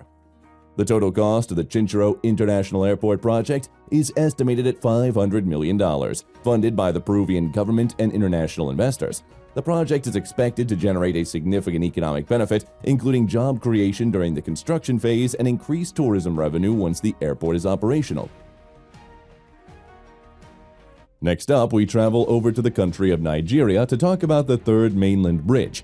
Originally opened in 1990, the Third Mainland Bridge spans 11.8 kilometers and is the longest of 3 bridges connecting Lagos Island to the mainland. The expansion and rehabilitation project, costing approximately $300 million, focuses on addressing structural wear and improving traffic flow in one of Africa's most populous cities. Construction commenced in 2018 with a focus on repairing the bridge's deteriorating sections and enhancing its structural integrity. One of the primary engineering challenges was the need to work on a live bridge that supports over 100,000 vehicles daily. To minimize disruptions, the project was executed in phases with specific sections of the bridge closed for repair while traffic was rerouted to alternate routes. This required precise planning and coordination to ensure safety and efficiency. The rehabilitation work involved several advanced engineering techniques. Structural assessments revealed issues with the bridge's expansion joints, bearings, and docking. To address these, engineers employed high-pressure water jets to remove deteriorated concrete and replaced it with high-performance materials that offer greater durability. The expansion joints, critical for accommodating thermal expansion and contraction, were replaced with modern flexible joints designed to withstand heavy traffic loads and environmental conditions. In addition to structural repairs, the project included the installation of new asphalt overlays to improve the road surface. This involved milling the existing surface to create a suitable base for the new asphalt layers. Engineers use state-of-the-art paving machines to ensure smooth and even surfaces, essential for enhancing driving comfort and reducing wear and tear on vehicles. One of the innovative solutions employed in the project was the use of underwater drones to inspect and repair the bridge's underwater supports. These drones, equipped with high-definition cameras and sonar technology, provided detailed images and data on the condition of the submerged structures. The successful completion of the Third Mainland Bridge expansion is expected to significantly improve traffic flow and safety in Lagos, reducing congestion and travel times for commuters. Hyperloop 1 is a groundbreaking transportation project set to revolutionize travel. Conceptualized by Elon Musk and currently under development by Virgin Hyperloop, this project aims to create a high-speed transit system using pods traveling through low-pressure tubes. The technology relies on magnetic levitation to eliminate friction and achieve speeds exceeding 600 miles per hour. Construction involves several critical components: the tube system, the pods, and the stations. The tubes are constructed from steel and reinforced concrete, designed to withstand external pressures and natural disasters. One of the engineering challenges is maintaining a near-vacuum environment inside the tubes to maintain air resistance. This requires advanced sealing techniques and constant monitoring to ensure the integrity of the system. The pods themselves are made from lightweight durable material like carbon fiber and aluminum. They feature aerodynamic designs to reduce drag and increase efficiency. Inside, the pods are equipped with comfortable seating, safety systems, and climate control to ensure a pleasant travel experience. Each pod is designed to be autonomous, with advanced navigation systems to manage speed, direction, and braking. Construction of Hyperloop 1 includes the development of extensive infrastructure, such as the power supply systems, control centers, and emergency response facilities. The power supply for the Hyperloop is primarily derived from renewable energy sources like solar panels installed along the tube's length. Control centers are crucial for managing the network, monitoring pod positions, tube pressure, and overall system health. In cases of emergencies, the infrastructure includes rapid response teams and safety protocols to ensure passenger safety. One of the major construction challenges is the alignment and leveling of the tubes over long distances. Engineers use GPS technology and laser alignment systems to ensure the tubes are perfectly straight and level. This precision is essential to maintain the high speeds and safety standards of the Hyperloop. Additionally, constructing the system in various terrains, from urban environments to open countryside, requires adaptable construction techniques and materials. Leathermouth Rail Link in Scotland is a major infrastructure project aimed at reconnecting the Leathermouth area to the national rail network. The project involves the construction of new railway tracks, the renovation of existing infrastructure, and the creation of new stations.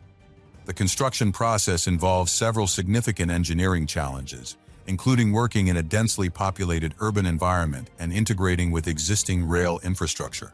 The construction process begins with extensive site preparation, including the clearing and grading of the site and the installation of deep foundations to support the new railway tracks. The tracks are constructed using high-quality steel rails and reinforced concrete sleepers, which provide durability and stability. The construction process also involves the installation of advanced signaling and communication systems to manage train movements and ensure passenger safety. The renovation of existing infrastructure includes the upgrading of bridges, tunnels, and level crossings to accommodate the new railway tracks. This requires careful planning and execution to avoid disruptions to road and rail traffic. Advanced construction techniques such as prefabrication and modular construction are used to minimize on-site work and reduce construction time. The construction of new stations involves the use of high-quality materials and modern design principles to create comfortable and efficient passenger facilities. The stations are equipped with advanced ticketing systems, passenger information displays, and security systems to enhance the passenger experience. The integration of green spaces and public art also contributes to the aesthetic appeal of the stations.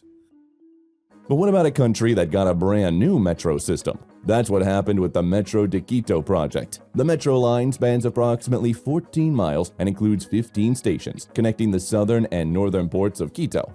Construction of the Metro de Quito began in 2013, and the project faced numerous challenges, including the city's complex geology and the need to preserve historical sites.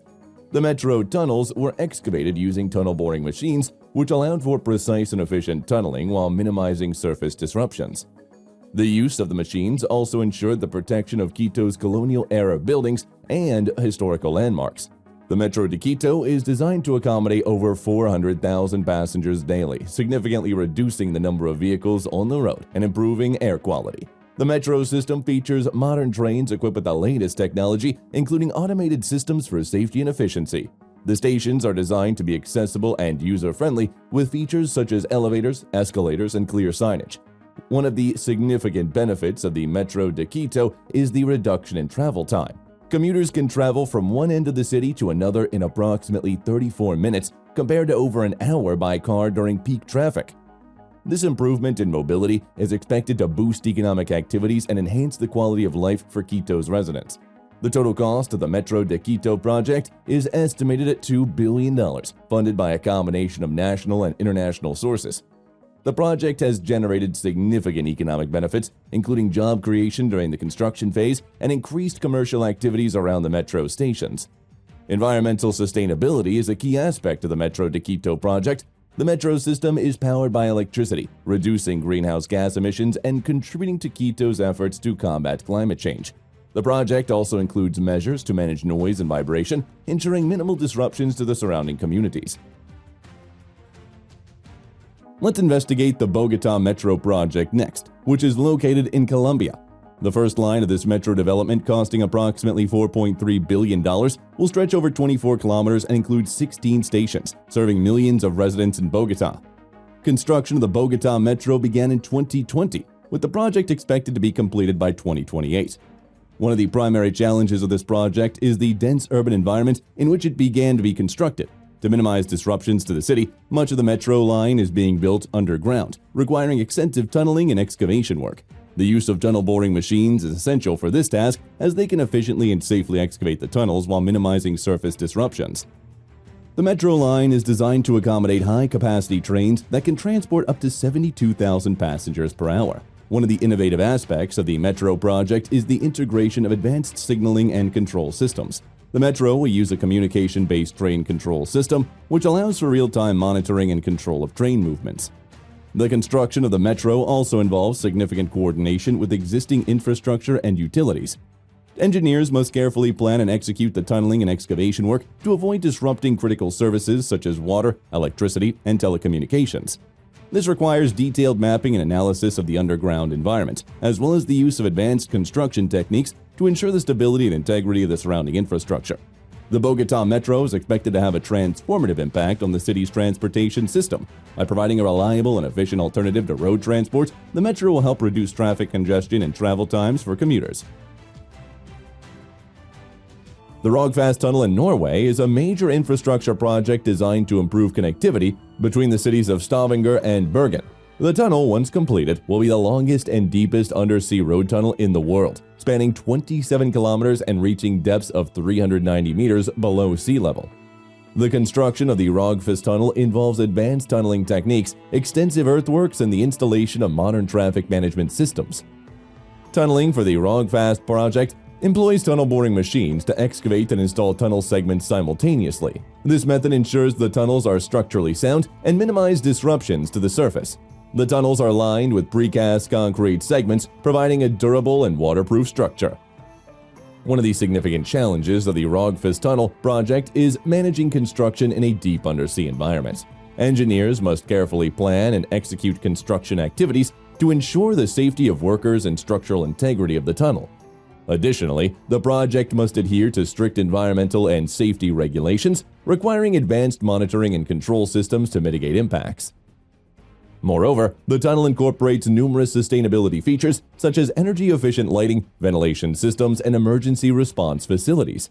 These elements ensure the safety and comfort of tunnel users and reduce the environmental impact of the project. The construction also involves extensive public consultation and engagement to address concerns and ensure transparency. Kosh Tepe Canal in Afghanistan is a massive infrastructure project designed to divert water from the Amu Darya River to irrigate farmland in northern Afghanistan. The canal is expected to be over 150 miles long and will significantly impact the region's agriculture and economy.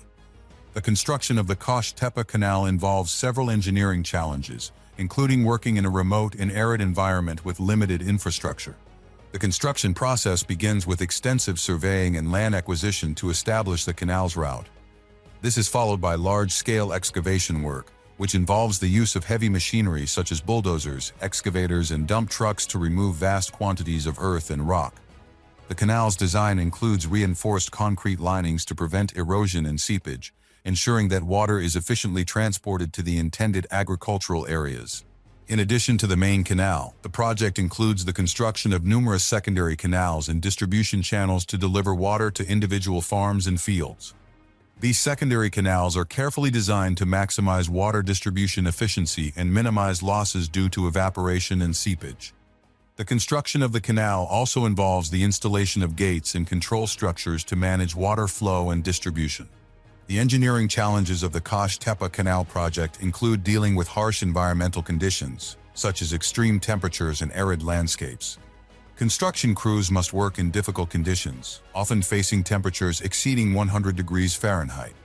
Additionally, the remote location of the project requires the establishment of temporary construction camps and logistical support to provide essential services to the workers.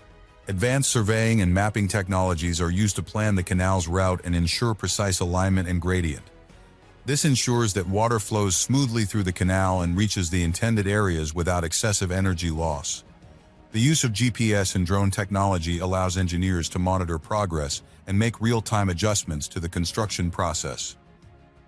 We have to talk about the port of Dum next, which is located in Oman. This $10 billion project covers an area of 2,000 hectares and includes the construction of port facilities, industrial zones, and residential areas. Construction of the Port of Duke began in 2011, with the project expected to be completed by 2025. One of the primary challenges of this project is the remote location, which requires extensive infrastructure development to support the construction and operation of the port.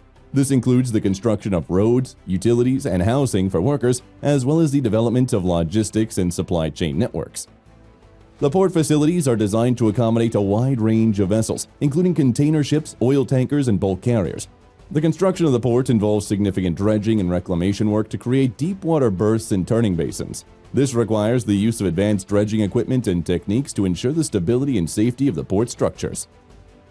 Dredging operations at the Port of Duke utilize cutter suction dredgers and trailing suction hopper dredgers to excavate and transport sediment from the seabed. These dredgers are capable of handling various soil conditions, from soft silt to compacted sand and rock. The construction of the port quay walls and breakwaters involves significant engineering challenges. The quay walls are constructed using precast concrete blocks and steel sheet piles driven deep into the seabed.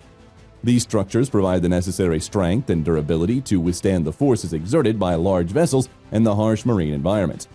The quay walls are built using a combination of precast concrete blocks and in-situ concrete casting. The precast blocks are manufactured off-site to ensure quality and consistency, then transported and installed using heavy-duty cranes.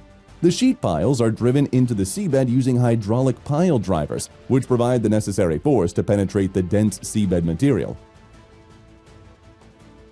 The Napoli-Afragola rail station in Italy is a modern transportation hub designed to improve connectivity between Naples and other major Italian cities. The station, designed by architect Zaha Hadid, features a striking architectural design and advanced construction techniques. The station includes multiple levels, extensive platforms, and state-of-the-art passenger facilities. The construction of the station involves extensive earthworks, concrete pouring, and steel reinforcement to create a stable and durable structure. The platforms are designed to accommodate high-speed trains, requiring precise alignment and smooth surfaces to ensure safe and efficient operations. Engineers use advanced surveying and construction techniques to achieve the necessary precision. One of the significant challenges of the Napoli-Afragola rail station project is integrating the new station with existing rail infrastructure. This involves constructing new rail lines, switches, and signaling systems to ensure seamless connections with the existing network. Engineers use advanced computer modeling and simulation tools to plan and optimize the rail connections, minimizing disruptions to existing services. Additionally, the station's design incorporates numerous sustainability features, such as natural lighting, energy-efficient systems, and green spaces. These elements reduce the station's environmental impact and enhance passenger comfort. The station's construction also requires meticulous planning to preserve the surrounding landscape and minimize disruption to local communities. We have to travel over to Singapore next, where the Jurong Island expansion project stands. This multi-billion-dollar project involves extensive land reclamation, construction of industrial facilities, and development of supporting infrastructure. The land reclamation process at Jurong Island uses advanced dredging equipment and techniques to ensure the stability and sustainability of the reclaimed land. Cutter suction dredgers and trailing suction hopper dredgers are used to excavate and transport sand from offshore borough areas to the reclamation site. The dredged material is then pumped into designated areas where it is compacted and stabilized to create a solid foundation for industrial facilities. The construction of industrial facilities at Jurong Island involves significant engineering and logistical challenges. These facilities include refineries, chemical plants, storage tanks, and pipelines, which require extensive planning and coordination to ensure safe and efficient operations. Utility infrastructure is another critical component of the Jurong Island expansion.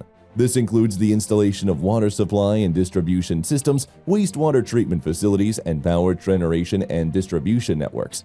The water supply system involves constructing desalination plants and reservoirs to provide a reliable source of fresh water to industrial plants and substations to supply electricity to the industrial facilities. The power plants are designed to use natural gas as the primary fuel source, with backup generators to ensure a continuous power supply in case of outages. In addition to the construction of industrial facilities and infrastructure, the Jurong Island expansion also involves the development of supporting facilities such as offices, laboratories, and storage warehouses. These facilities provide the necessary support for the industrial activities and ensure the smooth and efficient operation of the petrochemical hub. Gare du Nord expansion in France is an extensive project aimed at modernizing and expanding one of Europe's busiest railway stations. The expansion involves the construction of new platforms, the renovation of existing facilities, and the creation of additional passenger amenities. The project is designed to accommodate the growing number of passengers and improve the overall efficiency of the station. The construction process for the Gare du Nord expansion begins with site preparation and the demolition of existing structures to make way for the new platforms.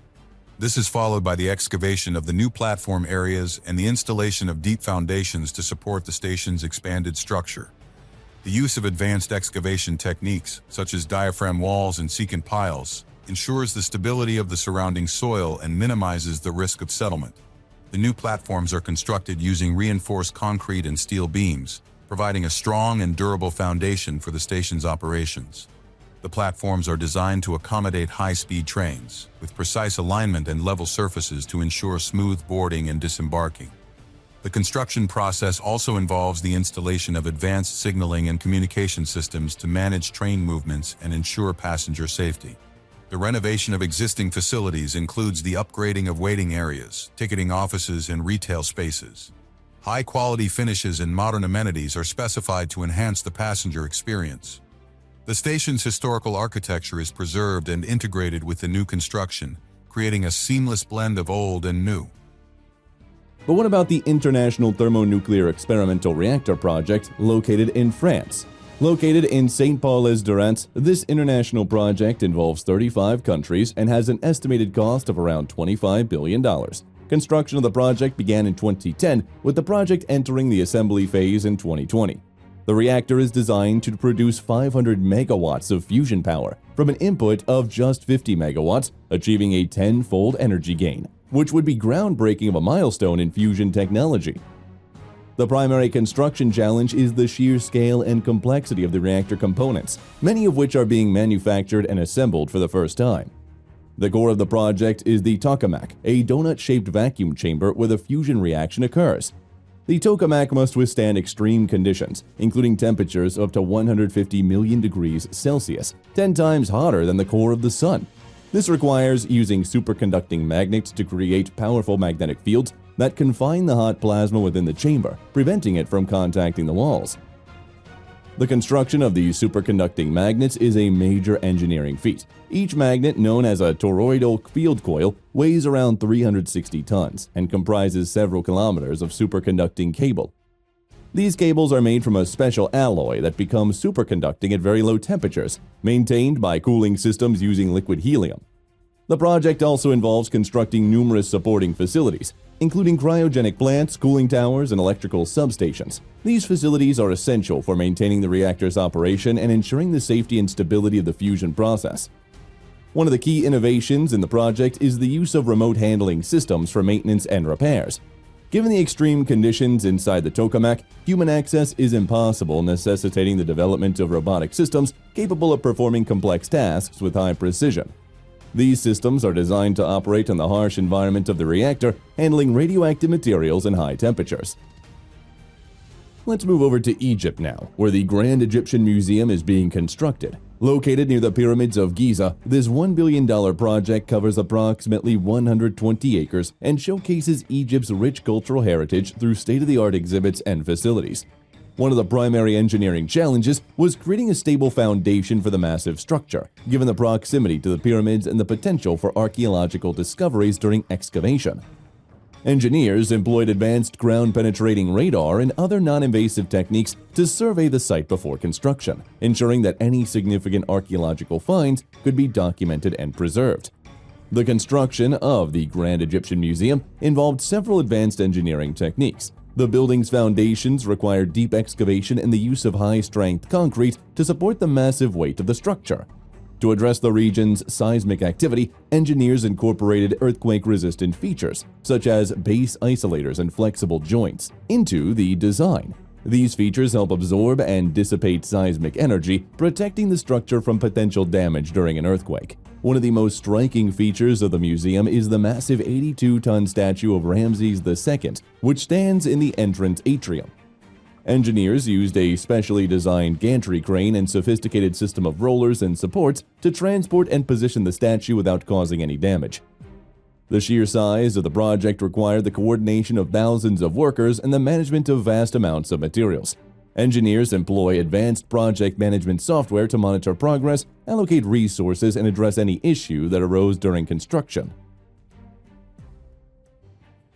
Next up, let's discuss the Glen Canyon Dam that's located on the Colorado River in Arizona. Constructed between 1956 and 1966, the dam was designed to provide water storage, flood control, and hydroelectric power generation for the southwestern United States. The dam created Lake Powell, one of the largest man-made reservoirs in the country, which extends into southern Utah. The construction of the Glen Canyon Dam was a massive undertaking that required extensive planning, innovation, and the overcoming of significant engineering challenges. The dam is a concrete arch-gravity structure standing 710 feet high and 1,560 feet long. It was designed to harness the power of the Colorado River, while also providing a stable water supply for agricultural, industrial, and urban use in the region. One of the critical challenges during the construction of the Glen Canyon Dam was the remote location. The site, located in a remote area of the Colorado Plateau, was difficult to access, requiring the construction of roads, bridges, and other infrastructure to support the transport of materials and workers. The dam's construction also involved building the Glen Canyon Bridge, a steel arch bridge that spans 1,271 feet across the canyon, providing essential access to both sides of the construction site. To manage the Colorado River's flow during construction, engineers had to divert the river through tunnels carved into the canyon walls. 2 diversion tunnels, each with a diameter of 41 feet, were excavated through the sandstone bedrock on either side of the river.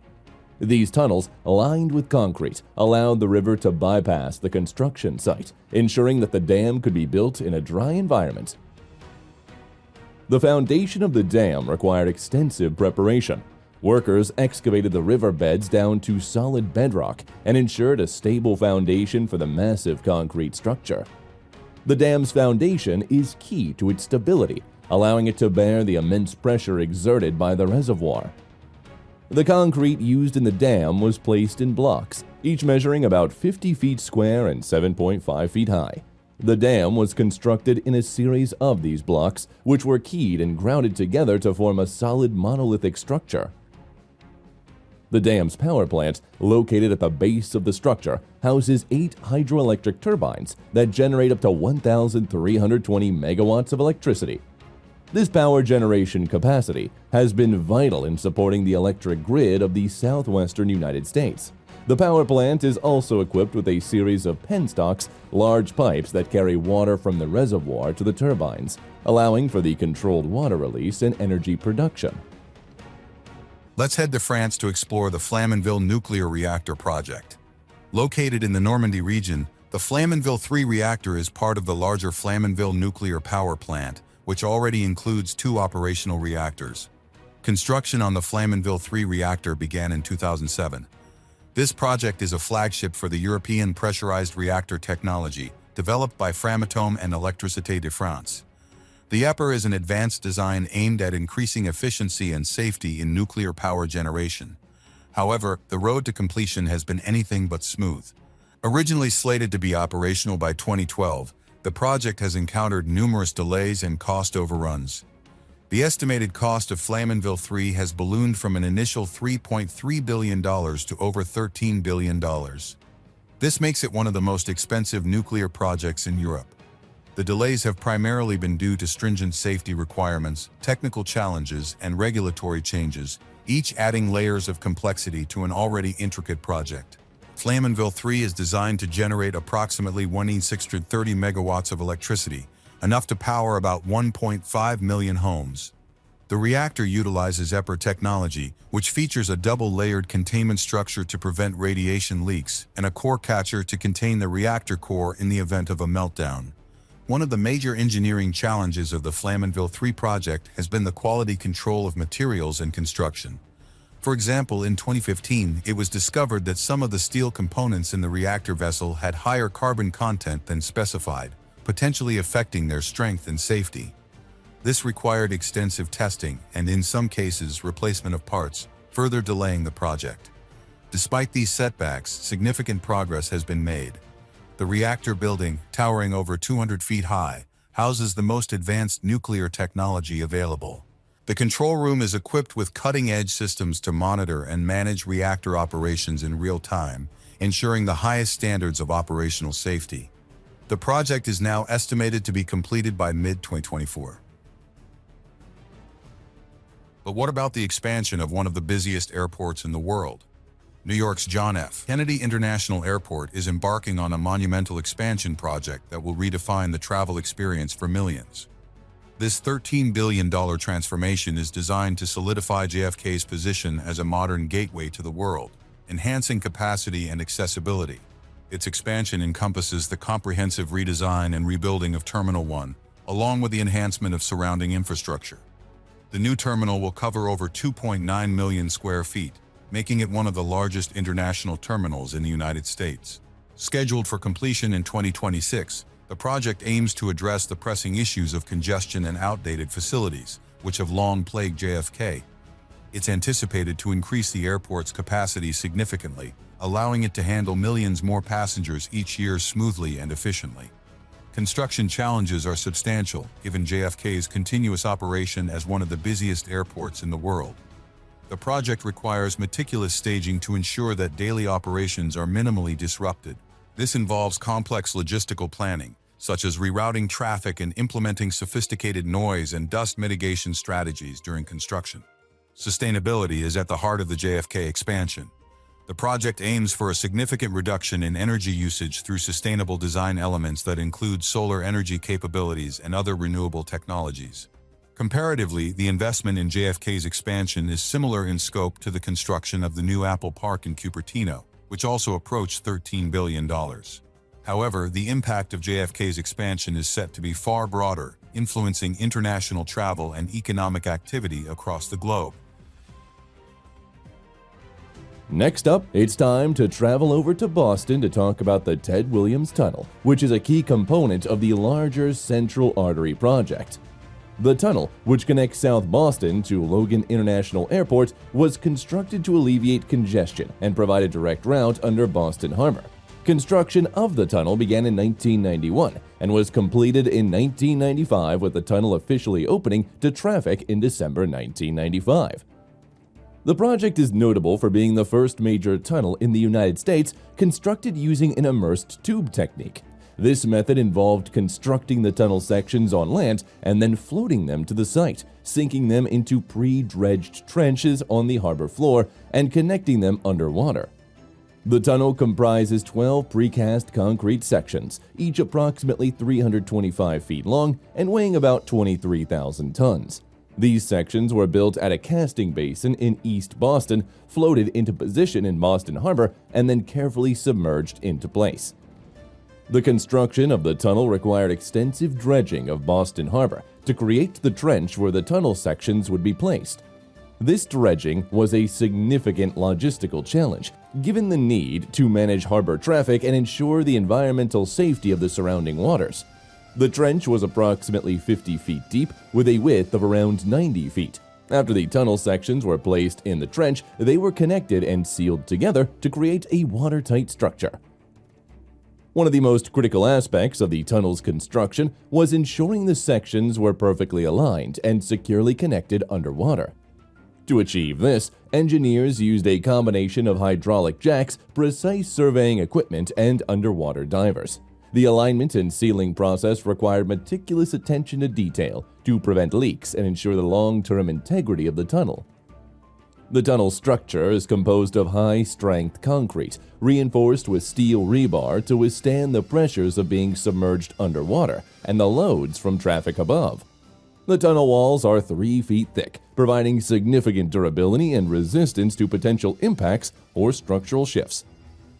The interior of the tunnel features a ventilation system designed to manage vehicle emissions and ensure air quality within the tunnel, with large fans installed at intervals to circulate fresh air. Another engineering challenge was the need to connect the submerged tunnel sections to the land-based approach structures on both sides of the harbor. This transition between the immersed tube and the cut-and-cover tunnels required careful design to accommodate the different construction methods and ensure a seamless connection. But what about the construction of the biggest train station in the Netherlands? Utrecht Central Station, originally built in 1930, has long been a crucial node in the Dutch railway network. With over 200,000 passengers passing through daily, it became evident that the station required a significant upgrade to meet modern demands. The redevelopment project, initiated in early 2000 and completed in 2016, represents a blend of innovative design and practical enhancements. The station's transformation involved a substantial investment of around $1 billion, underscoring its importance to the national transport network. The project focused on expanding capacity, improving passenger flow, and integrating various modes of transportation. A key feature of the redevelopment was the construction of a new, expansive station hall. This hall, characterized by its sleek, modern design and extensive use of glass, provides a bright and welcoming space for travelers. The new station includes widened platforms and additional tracks to accommodate more trains, reducing delays and improving efficiency. Sustainability was a cornerstone of the Utrecht Central Station redevelopment. The project incorporated numerous eco-friendly features, such as energy-efficient lighting, solar panels, and advanced climate control systems. Green roofs and rainwater harvesting systems have been implemented to reduce the station's environmental footprint. The station is now a multimodal transportation hub, integrating various forms of transport seamlessly. A new bus terminal and extensive bicycle parking facilities have been added, encouraging the use of public transport and cycling over cars. The integration of these different modes of transport not only enhances connectivity, but also supports the city's goals of reducing traffic congestion and promoting sustainable urban mobility. One of the most striking elements of the project is the Hugh Cathrani shopping mall, which connects directly to the station. This modern retail complex offers a wide range of shops, restaurants, and services, turning the station area into a vibrant commercial hub. But we have to talk about the gigantic Coastal Gas Link pipeline next, located in Canada.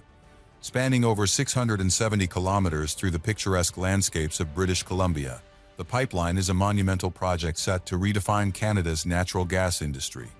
With a cost of approximately $4.9 billion, this pipeline is designed to transport up to 2.1 billion cubic feet of natural gas per day from the Dawson Creek area to the LNG Canada facility in Kitimat, where it will be liquefied and shipped to global markets.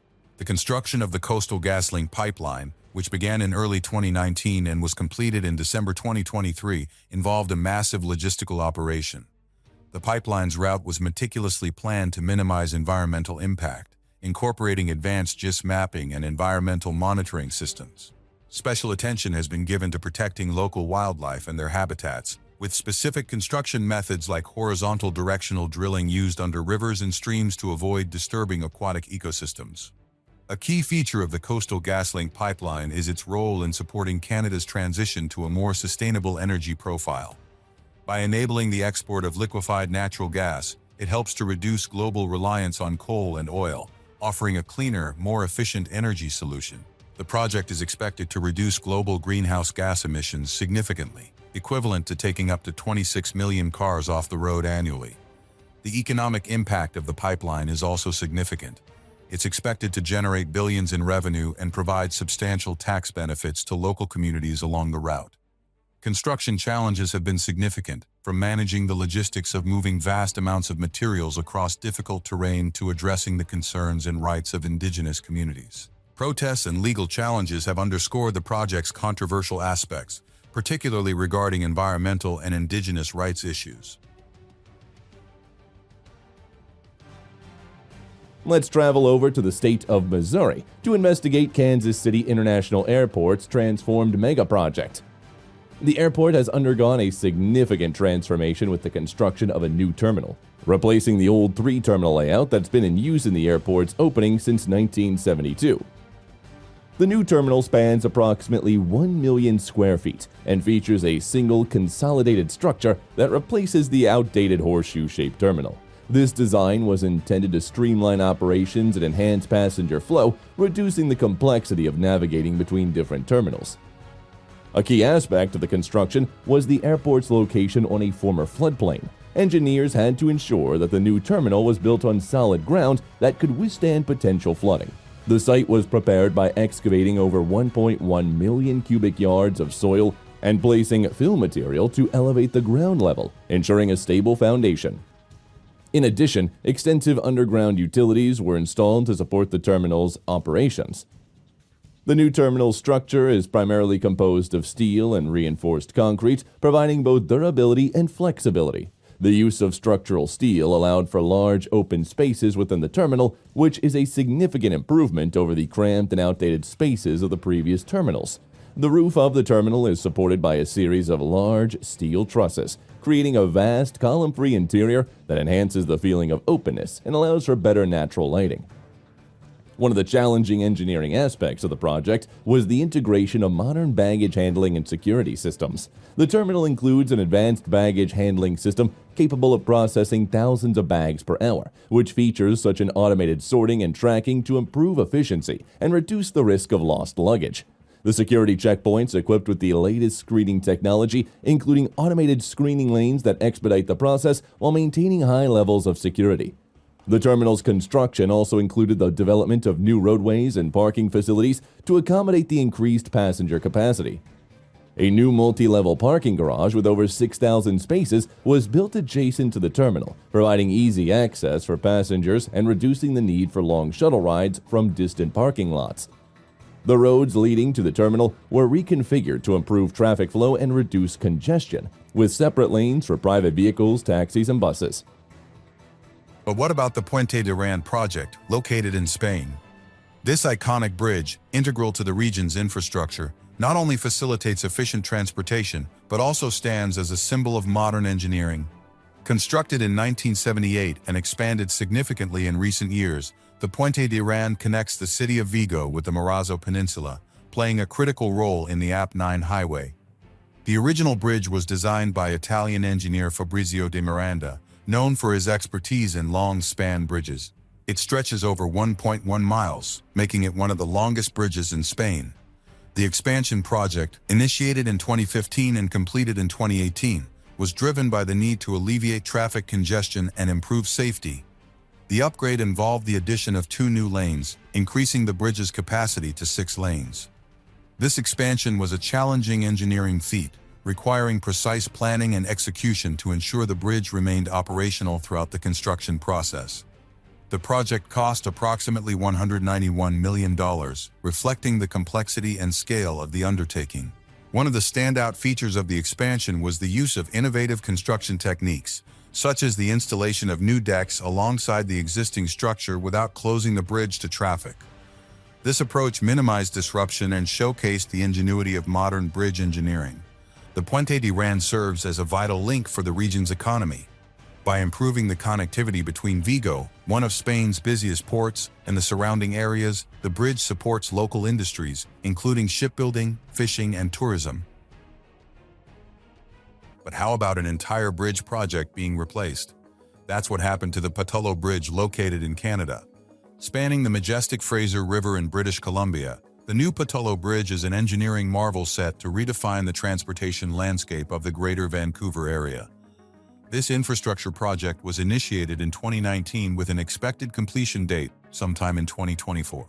Replacing the aging Patullo Bridge built in 1937, the new structure is designed to meet modern seismic standards and accommodate increased traffic flow, thereby solving critical problems of safety and congestion. The original bridge, now over 8 decades old, was deemed unable to withstand a significant earthquake and struggled to handle the 68,000 vehicles crossing daily. The new bridge will boast a wider, more robust design featuring 4 lanes that can expand to 6 in the future. It extends approximately 1.2 kilometers in length, with the main span offering clearance for river traffic below. This is a significant upgrade from the old bridge, which had lanes so narrow they were often considered hazardous. Constructed at an estimated cost of $1 billion, the project is a major investment in public safety and urban development. The workforce on this project is engaged in a variety of tasks from massive concrete pours to intricate steelwork that involves laying enough steel cables to stretch from Vancouver to Seattle if laid end to end. One of the key construction methods employed is the incremental launching method for the bridge's superstructure, a technique that allows sections of the bridge to be assembled off-site and then slid into place. This method not only speeds up the construction process, but also minimizes the environmental impact on the river below, a crucial factor given the Fraser River's ecological significance. The new Patullo Bridge also features pedestrian and bicycle paths, reflecting a commitment to sustainable transportation options. Challenges during construction have included maintaining traffic flow on the existing bridge while constructing the new one and managing the project's environmental impacts. Advanced planning and coordination have been essential in overcoming these obstacles, ensuring the project progresses without significant delays.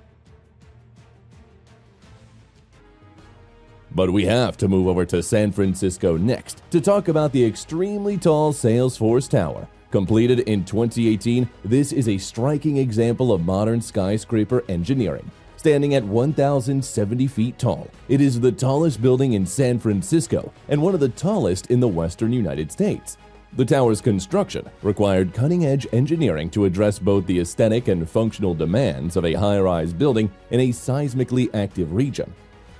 The foundation of the tower had to be exceptionally robust to ensure the building's stability during an earthquake.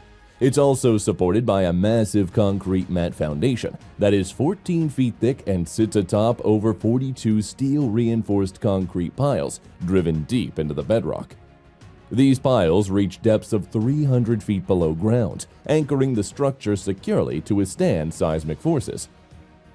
The building's core structure is composed of a high-strength steel frame designed to provide both flexibility and strength. It consists of movement-resisting frames, or MRFs, that allow the building to flex slightly during seismic events, dissipating the energy and reducing the risk of structural failure. The building also features a reinforced concrete core that houses the elevators and emergency stairwells, providing additional rigidity to the structure. The exterior of Salesforce Tower is clad in a curtain wall system made up of aluminum and glass panels. The system was designed to be both aesthetically pleasing and highly functional. The curtain wall includes high-performance glazing that reduces solar heat gain, thus lowering the building's cooling requirements. The facade's design also helps to minimize wind loads, which is critical for a building of this height. Construction of the tower involved the use of advanced construction techniques to manage the challenges of building in a dense urban environment. The tower was built using a top-down construction method, which allowed for the simultaneous construction of the superstructure and the below-grade levels, including the basement and foundation. This method not only sped up the construction process, but also minimized disruptions in the surrounding area. The crown of Salesforce Tower is another engineering feat. It includes a 150-foot sculptural extension that houses a unique LED art installation. This extension required a precise engineering to ensure it could withstand the wind and seismic forces while maintaining its aesthetic integrity. Let's embark on a journey to Norway to uncover the Norwegian project. Spanning over 13 miles, this monumental endeavor weaves together a series of tunnels, bridges, and causeways that traverse some of the most challenging terrain in the region. The project commenced in 2017, driven by the need to enhance connectivity and improve the lives of the island residents. At its heart lies the construction of 5 tunnels, the longest of which stretches for nearly 4 miles beneath the seabed. Complementing these tunnels are several grand bridges, including the iconic Lepsoy Bridge, which arches gracefully over the treacherous waters below. Each bridge is designed not only to withstand the harsh maritime climate, but also to blend seamlessly with the stunning natural surroundings, reflecting a harmonious balance between human achievement. The scale of Norwegian is underscored by its substantial financial commitment, with costs estimated at around $590 million. This investment reflects the project's importance to the region, promising significant economic and social benefits. Once completed, the road will drastically reduce travel times, transforming what was once a multi-hour ferry journey into a seamless drive of mere minutes. Building Norwegian presented formidable challenges. The construction teams had to contend with the relentless forces of nature, including unpredictable weather and the powerful currents of the Norwegian Sea. The project's impact extends far beyond mere connectivity. It is set to revitalize the local economy, providing easier access for businesses and boosting tourism. The improved infrastructure will attract new opportunities and investments, fostering growth and development in these previously isolated communities. It's time to investigate the London Heathrow Airport expansion megaproject next, located in the United Kingdom. With an investment of $17 billion, the project targets a completion date in 2026, focusing on constructing a third runway that will elevate the airport's capacity from 80 million to 130 million passengers annually. This new runway will enable Heathrow to handle 740,000 flights a year, up from its current 480,000, effectively managing the increased passenger and cargo throughput.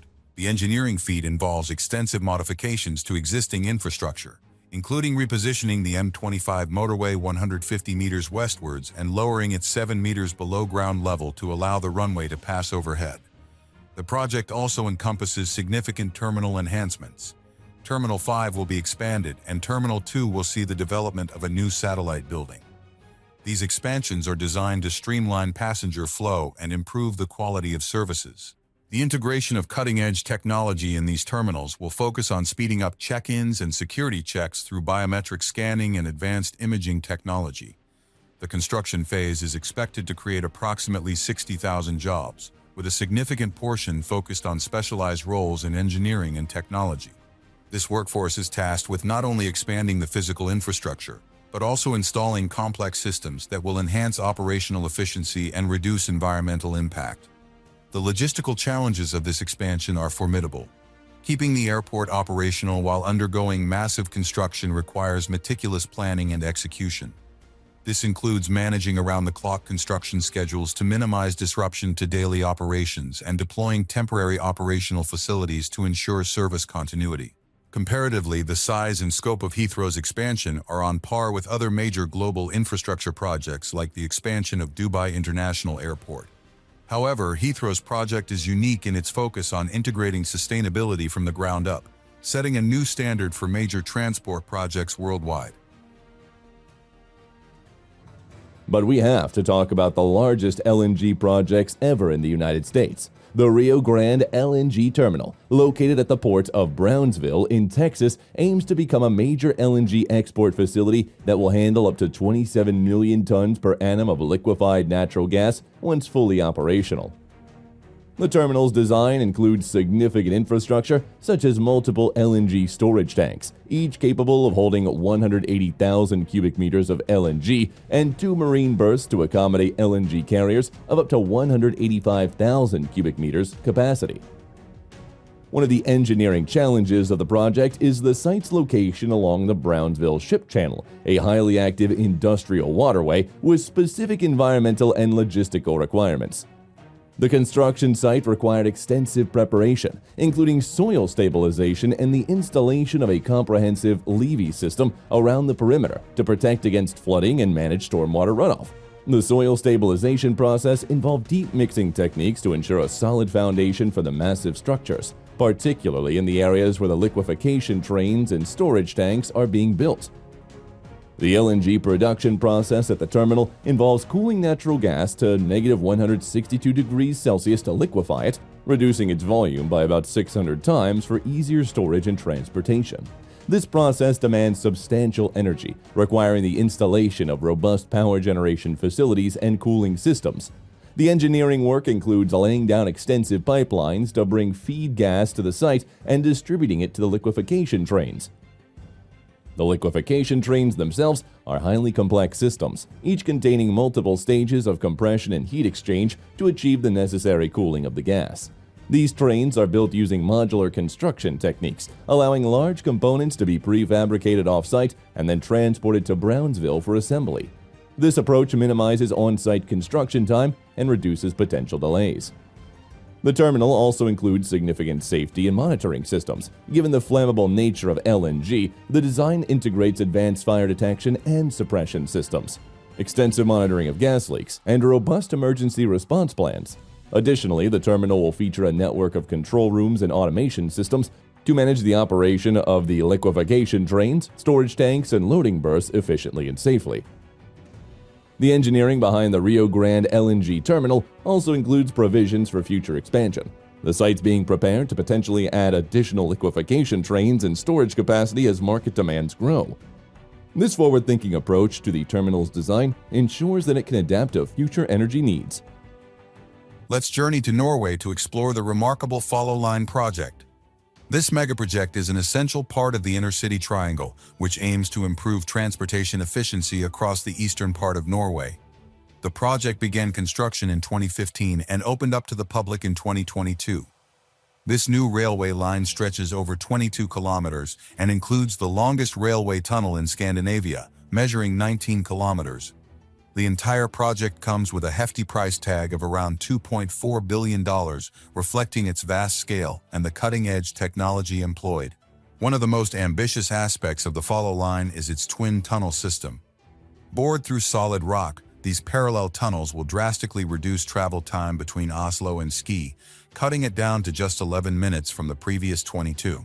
The construction of these tunnels involved the use of 4 state-of-the-art tunnel boring machines, each named after historical Norwegian women.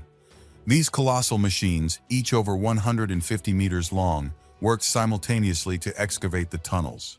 A notable engineering challenge of the Follow Line project was the need to navigate through complex geological conditions, including hard gneiss rock and sections of softer ground. Advanced ground freezing techniques were employed in some areas to stabilize the ground, ensuring the safety and stability of the tunnels during excavation. In addition to the tunnels, the Follow Line includes the construction of new stations and upgrades to existing infrastructure. The new ski station is designed to handle increased passenger volumes and will feature modern amenities, including expanded platforms and improved accessibility. These upgrades are expected to accommodate the projected rise in passenger numbers, making train travel more convenient and attractive. Let's travel to Malaysia next, where a huge railway megaproject is underway called the East Coast Rail Link. Stretching approximately 665 kilometers, the project will connect the strategic port town of Port Klang on the Straits of Malacca to Kota Baru in the northeast, slashing travel time between the east and west coasts of peninsular Malaysia. Commenced in 2017 with an anticipated completion in 2026, this ambitious project is not just a rail line. It is a key part of China's Belt and Road Initiative, showcasing a significant international collaboration. With a staggering investment estimated at $11 billion, the link is set to be one of the most extensive infrastructure projects ever undertaken in the region. This project is designed to facilitate up to 5.4 million passengers and 53 million tons of cargo annually by 2030, aiming to bolster economic growth by enhancing trade, tourism, and development in the less developed eastern regions. One of the most striking features of the rail link is its engineering challenges. The route traverses rugged terrain, requiring the construction of more than 200 bridges and 14 tunnels through the Titiwangsa mountain range. The longest of these tunnels stretches over 16 kilometers, making it one of the longest rail tunnels in Southeast Asia. The project employs advanced tunneling methods such as tunnel boring machines and new Austrian tunneling methods, which are essential for managing the complex geology of the region. The project also introduces cutting-edge rail technology, including dual-gauge tracks that accommodate both passenger and freight trains, capable of speeds up to 160 kilometers per hour for passengers and 80 for freight. Comparatively, the length of the rail link is equivalent to the distance from London to Zurich, illustrating the vast scale of this project. However, the project has faced its share of controversies and challenges, including environmental concerns and the displacement of local communities.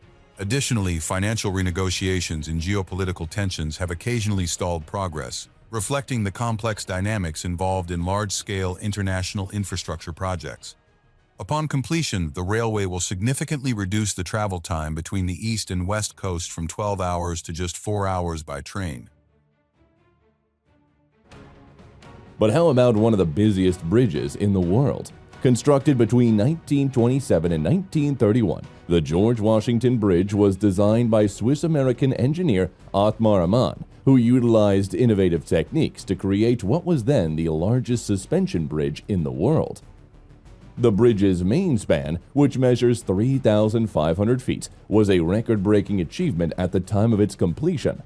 The bridge's design includes two main cables, each 36.5 inches in diameter, made up of around 26,000 individual wires bound together.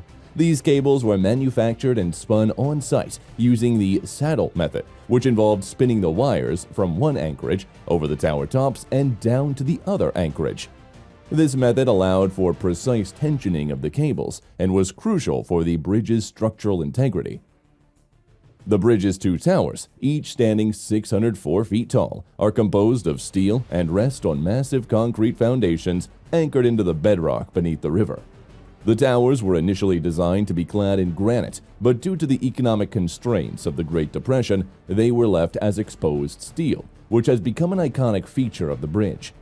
The open steel lattice structure of the towers not only provides the necessary strength, but also reduces wind resistance, which is vital for the stability of such a large suspension bridge. The construction of the bridge required significant feats of engineering and logistics. Workers built caissons on the riverbed to serve as foundations for the towers. They were sunk to depths of up to 80 feet below the water level and filled with concrete to provide a stable base for the towers. Building the caissons was one of the most challenging parts of the construction, requiring deep excavation and precise engineering to ensure stability. The bridge's deck was initially designed to carry 6 lanes of traffic, but due to the structure's robustness and foresight in design, a second deck was added in 1962, increasing the total capacity to 14 lanes. This lower deck, known as Martha, was added without interrupting the flow of traffic on the upper deck, a significant engineering accomplishment that showcased the bridge's adaptability and Ammann's forward-thinking design. The George Washington Bridge was completed ahead of schedule and under budget, which is a testament to the efficiency and skill of Ammann and his team. It opened to traffic on October 24, 19, and has since become a vital transportation link, handling more than 100 million vehicles annually. But we have to travel to France next, where the LGV Sud Europe Atlantique project represents a major leap in the country's high-speed rail network. Initiated in 2011 and completed in 2017, it extends the existing high-speed line from Tours to Bordeaux. Spanning approximately 188 miles, this new section of the line significantly reduces travel times, cutting the journey from Paris to Bordeaux to just over 2 hours. One of the most impressive aspects of the LGV project is the scale of its construction. With an investment of around $8 billion, the project involved extensive engineering work, including the construction of over 400 engineering structures such as viaducts, bridges, and tunnels. The route traverses diverse landscapes, from rolling countryside to urban areas, necessitating innovative solutions to minimize environmental impact and disruption to local communities. A notable feature of the LGV line is its advanced rail technology. The line supports trains traveling at speeds of up to 200 miles per hour, making it one of the fastest rail lines in Europe. This high-speed capability is achieved through the use of state-of-the-art track design and cutting-edge signaling systems, ensuring both speed and safety. The environmental considerations of the project were paramount. Extensive environmental impact assessments were conducted, and measures were taken to protect local wildlife and natural habitats. Additionally, the project included reforestation initiatives and the restoration of natural landscapes affected by the construction. Beyond its engineering feats, the LGV project has had a profound socio-economic impact. By dramatically reducing travel times, it has enhanced the accessibility of southwestern France, promoting regional development and economic growth. The construction phase of the project provided a significant boost to the local economy, generating thousands of jobs and supporting numerous businesses. We have to travel to Canada next for the construction of the Site C Dam Megaproject. Initiated in 2015, this dam spans a breathtaking 1,050 meters across and towers 60 meters high, and it's set to become the third dam and hydroelectric generating station on the Peace River. With a total project cost soaring to approximately $12 billion, Site C is designed to deliver 100 megawatts of capacity, enough to power about 450,000 homes per year in British Columbia. This makes it one of the most significant investments in renewable energy in North America. The construction of Site C is a logistical marvel, involving up to 1,400 workers at the peak of its development. The project utilizes more than 5 million cubic meters of concrete, enough to build a sidewalk around the equator. One of the primary challenges faced by the Site C project is maintaining environmental and social stewardship. The dam's construction involves significant alterations to the landscape, including the flooding of over 5,500 hectares of land, which has necessitated extensive wildlife mitigation strategies and the development of new agricultural lands to compensate for those submerged. The use of roller-compacted concrete technology allows for the dam's speedy and efficient construction, while minimizing the environmental footprint typically associated with traditional concrete pouring. This method involves layering thin sheets of concrete that are compacted by vibratory rollers to achieve optimum density and stability. The dam's spillways and powerhouses are engineered to withstand significant geological events, ensuring the structure's longevity and safety. The integration of advanced seismic technology further underscores the commitment to making Site C a resilient energy source for generations. The size of Site C's reservoir is about twice the size of Vancouver's Stanley Park, a scale that puts into perspective the vastness of this undertaking. The energy generated by Site C could offset approximately 2.9 million tons of carbon dioxide emissions each year, equivalent to taking over 570,000 cars off the road.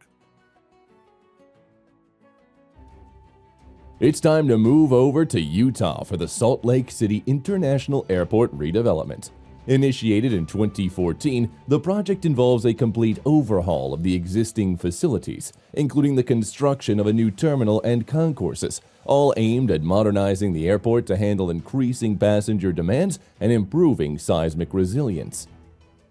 The construction of the new terminal and concourses, involving several major contractors, is characterized by significant engineering challenges and innovative solutions.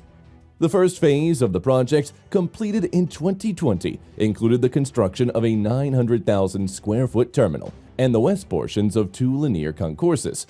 This phase introduced 45 new gates and a 3,600 vehicle parking garage, representing the largest public works project in Utah's history.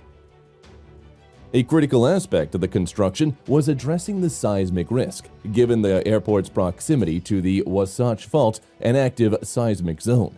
To ensure the structural integrity of the new facilities, engineers installed 1,020 steel piles to support the foundations, ensuring the building could withstand potential earthquakes.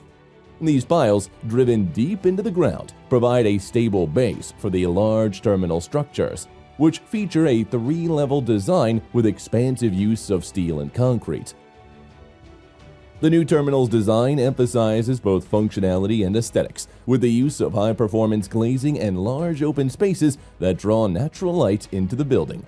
This not only creates a welcoming environment for passengers, but also helps reduce energy consumption. The building's layout, with elevated roadways and separate levels of arriving and departing passengers, enhances traffic flow and minimizes congestion. Another significant feature of the project is the 7-mile-long baggage handling system, one of the most advanced in the country. This system, designed to efficiently manage the high volume of passenger baggage, includes large radius turns and wide conveyor belts, capable of handling oversized items like skis and golf clubs. The system is equipped with automated screening capabilities, reducing manual handling and enhancing the overall efficiency of airport operations. The construction of the new parking garage, which doubles the capacity of the previous facility, involved significant structural work. The garage was built using 90,000 cubic yards of concrete and 9,000 tons of rebar, ensuring its durability and capacity to accommodate the increased traffic expected with the airport's expansion. Next up, it's time to shift our focus to Italy and delve into the ambitious Terzo Valico dei Giovi project. Located in the northwestern region of Italy, this high-speed rail line is designed to connect the city of Genoa with the broader European network, significantly improving freight and passenger transport across the region. The project began construction in 2013 and is expected to be completed by 2026. This project is part of the broader Trans-European Transport Network, which aims to integrate European rail systems and boost economic growth by improving transportation efficiency. The total investment for this project is estimated at over $7 billion. The new rail line will stretch approximately 33 miles, featuring a series of tunnels that make up over 70% of the route. These tunnels, including the Valico Tunnel, which alone spans 17 miles, are designed to traverse the rugged Apennine Mountains, reducing travel times and creating a more direct route between Genoa and the Po Valley. Constructing these tunnels has presented significant engineering challenges.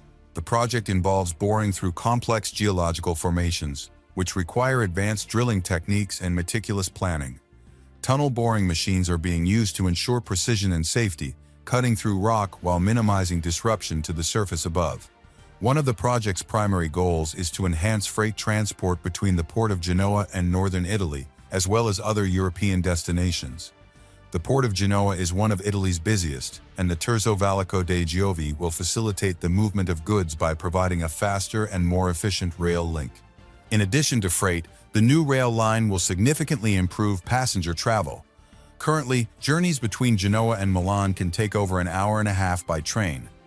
Once the Terzo Valico dei Giovi is operational, this travel time will be reduced to approximately 50 minutes. It's time to travel over to India next for the Supernova Spira megaproject, situated strategically in Sector 94, close to the bustling capital of New Delhi. This tower is part of a larger supernova project, a mixed-use development that aims to integrate luxury living with premium office spaces and high-end retail outlets. As the tallest tower in North India, Supernova Spira reaches a remarkable height of 300 meters, which makes it a standout landmark visible from miles around. The tower encompasses 80 floors, with construction anticipated to be completed in late 2024. This architectural marvel is designed to house luxurious residential units, cutting-edge commercial spaces, and a 5-star hotel, all within its soaring structure.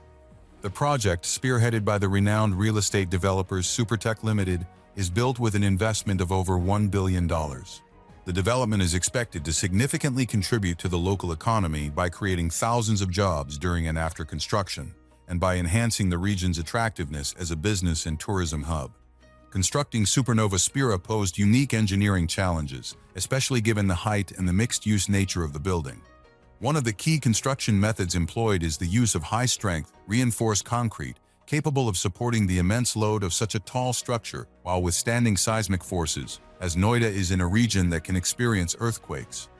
The building's glass facade is not only an aesthetic feature, but also functional, designed to reduce heat gain and thereby minimize air conditioning requirements, contributing to energy efficiency. The sheer scale of the project can be visualized through its construction footprint, which is equivalent to about 50 football fields. We move over to Seattle next, where the Alaskan Way Viaduct Replacement Tunnel project stands. This project replaced the aging and seismically vulnerable Alaskan Way Viaduct with a 1.7-mile-long double-deck highway tunnel running beneath downtown Seattle.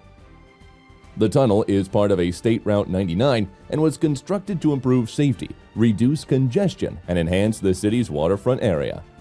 The tunnel's construction utilized a tunnel boring machine named Bertha, which was, at the time, the largest of its kind in the world, with a diameter of 57.5 feet.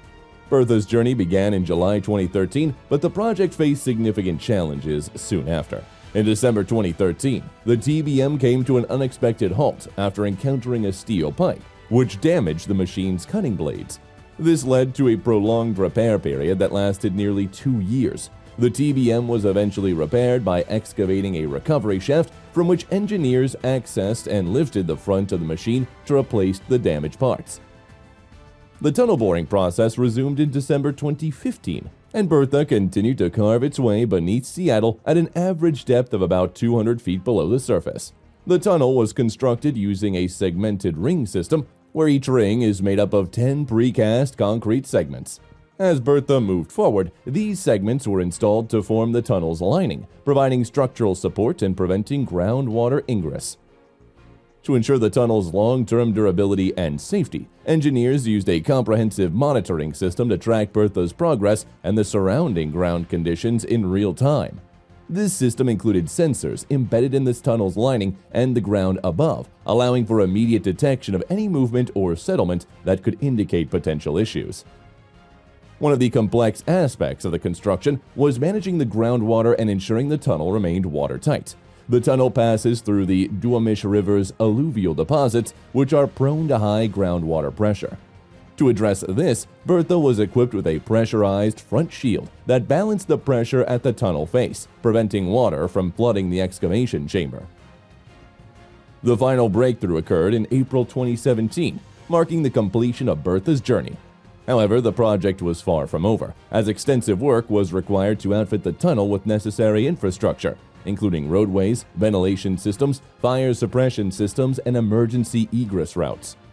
The tunnel officially opened to traffic in February 2019, replacing the viaduct and transforming Seattle's waterfront.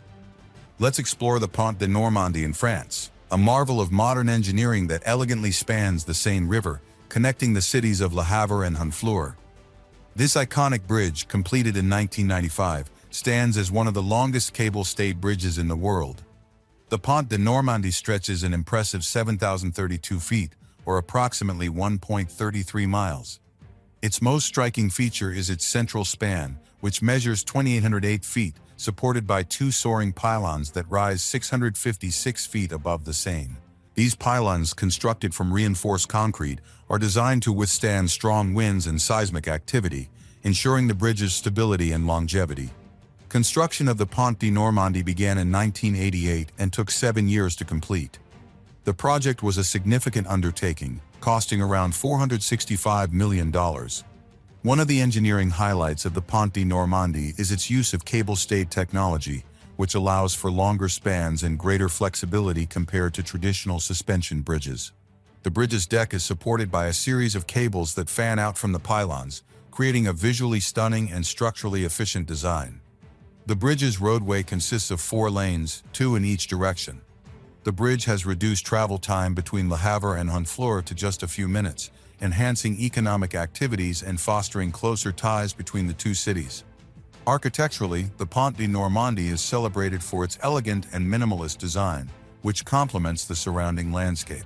Its sleek lines and towering pylons make it a landmark that is both functional and aesthetically pleasing. The bridge has won numerous awards for its design and engineering, including the Outstanding Structure Award from the International Association for Bridge and Structural Engineering in 1995.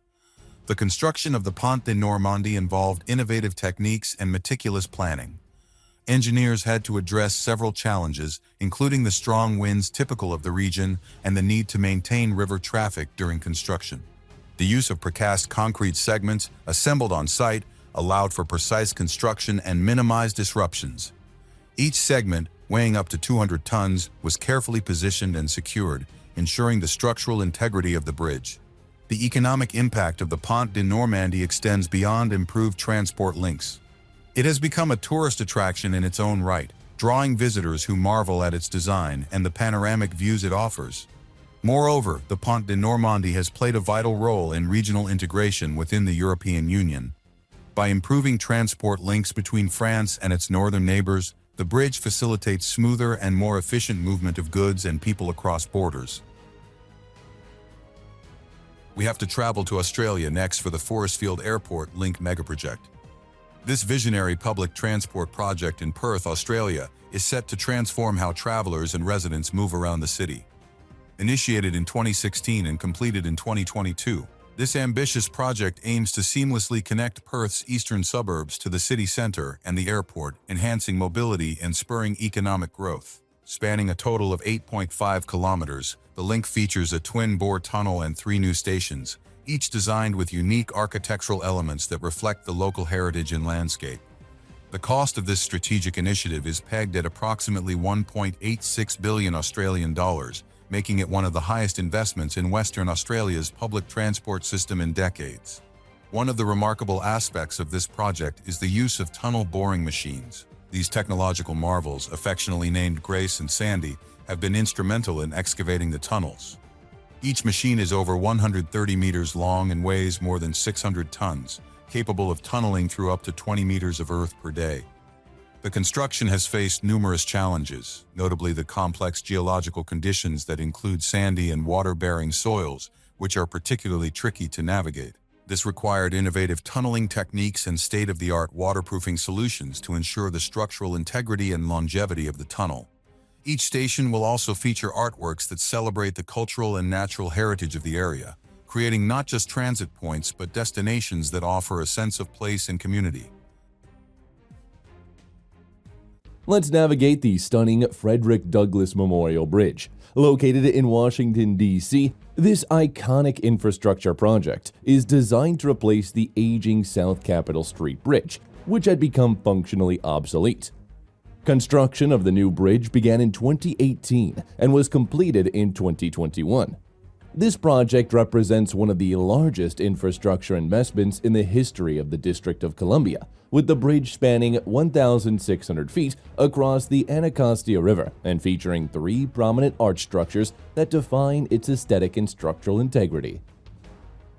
The bridge's design includes 6 traffic lanes, as well as dedicated paths for bicycles and pedestrians, providing enhanced multimodal transportation options. The structure is supported by massive piers sunk deep into the riverbed, ensuring stability and resilience against the forces of the river and the dynamic urban environment.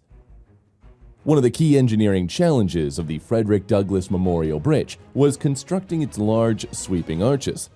These arches are made from high-strength steel and were assembled on-site using precise construction techniques to ensure their alignment and structural performance. Each arch was constructed in segments, lifted into place by cranes and carefully connected. The assembly required detailed planning and execution to manage the complex geometry and the loads transferred through the arches into the foundation piers. Another critical aspect of the bridge's construction involved the use of modern materials and methods to extend the lifespan of the structure and minimize maintenance needs. The bridge deck is supported by a system of cables anchored at the top of arches and connected to the deck, which helps to evenly distribute the load across the structure. These stay cables are tensioned to provide the necessary support, while allowing for flexibility and movement under traffic loads and thermal expansion. The foundation work was particularly challenging due to the bridge's location over the Anacostia River. The construction team employed cofferdams, temporary water weight enclosures pumped dry to create a dry work environment below the waterline. These cofferdams allowed workers to excavate and install deep foundations that anchor the bridge piers securely into the riverbed. Additionally, the construction process had to consider the tidal nature of the river and the varying water levels. The bridge also incorporates advanced drainage and stormwater management systems to handle runoff from the roadway. These systems are designed to reduce the environmental impact on the Anacostia River by capturing and treating stormwater before it enters the waterway. It's time to talk about one of Europe's most ambitious and delayed infrastructure projects, Berlin-Brandenburg Airport, located in Germany. The idea for this aviation hub was conceived in early 1990 after the reunification of Germany. The goal was to create a single, state-of-the-art airport that would consolidate air traffic and replace the aging Tegel and Schönefeld airports. Construction began in 2006, and the project was initially scheduled for completion in 2011. However, a series of technical problems, planning errors, and safety issues delayed the opening until October 31, 2020. The total cost of Berlin-Brandenburg Airport soared to approximately $7 billion, far exceeding the original budget of around $2 billion. The airport spans a massive area of almost 14 square miles, highlighting the scale of this undertaking. One of the most significant challenges faced during the construction of Brandenburg Airport was the complex fire safety system. The automated smoke extraction system failed numerous tests, leading to extensive redesigns and delays. Additionally, issues with wiring, escalators, and security systems required significant rework and contributed to the extended timeline. The airport features 3 terminals and 2 parallel runways designed to handle up to 46 million passengers annually.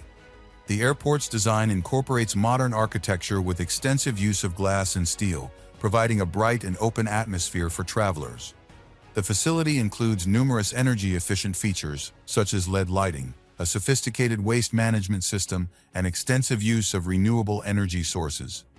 Solar panels installed on the roof of the terminals generate a portion of the airport's electricity, reducing its environmental footprint. Despite the numerous setbacks, the airport's eventual opening has been a significant milestone. The airport now serves as a major hub for both domestic and international flights, boosting connectivity for the German capital. But how about an entirely new airport that has been constructed in Turkey?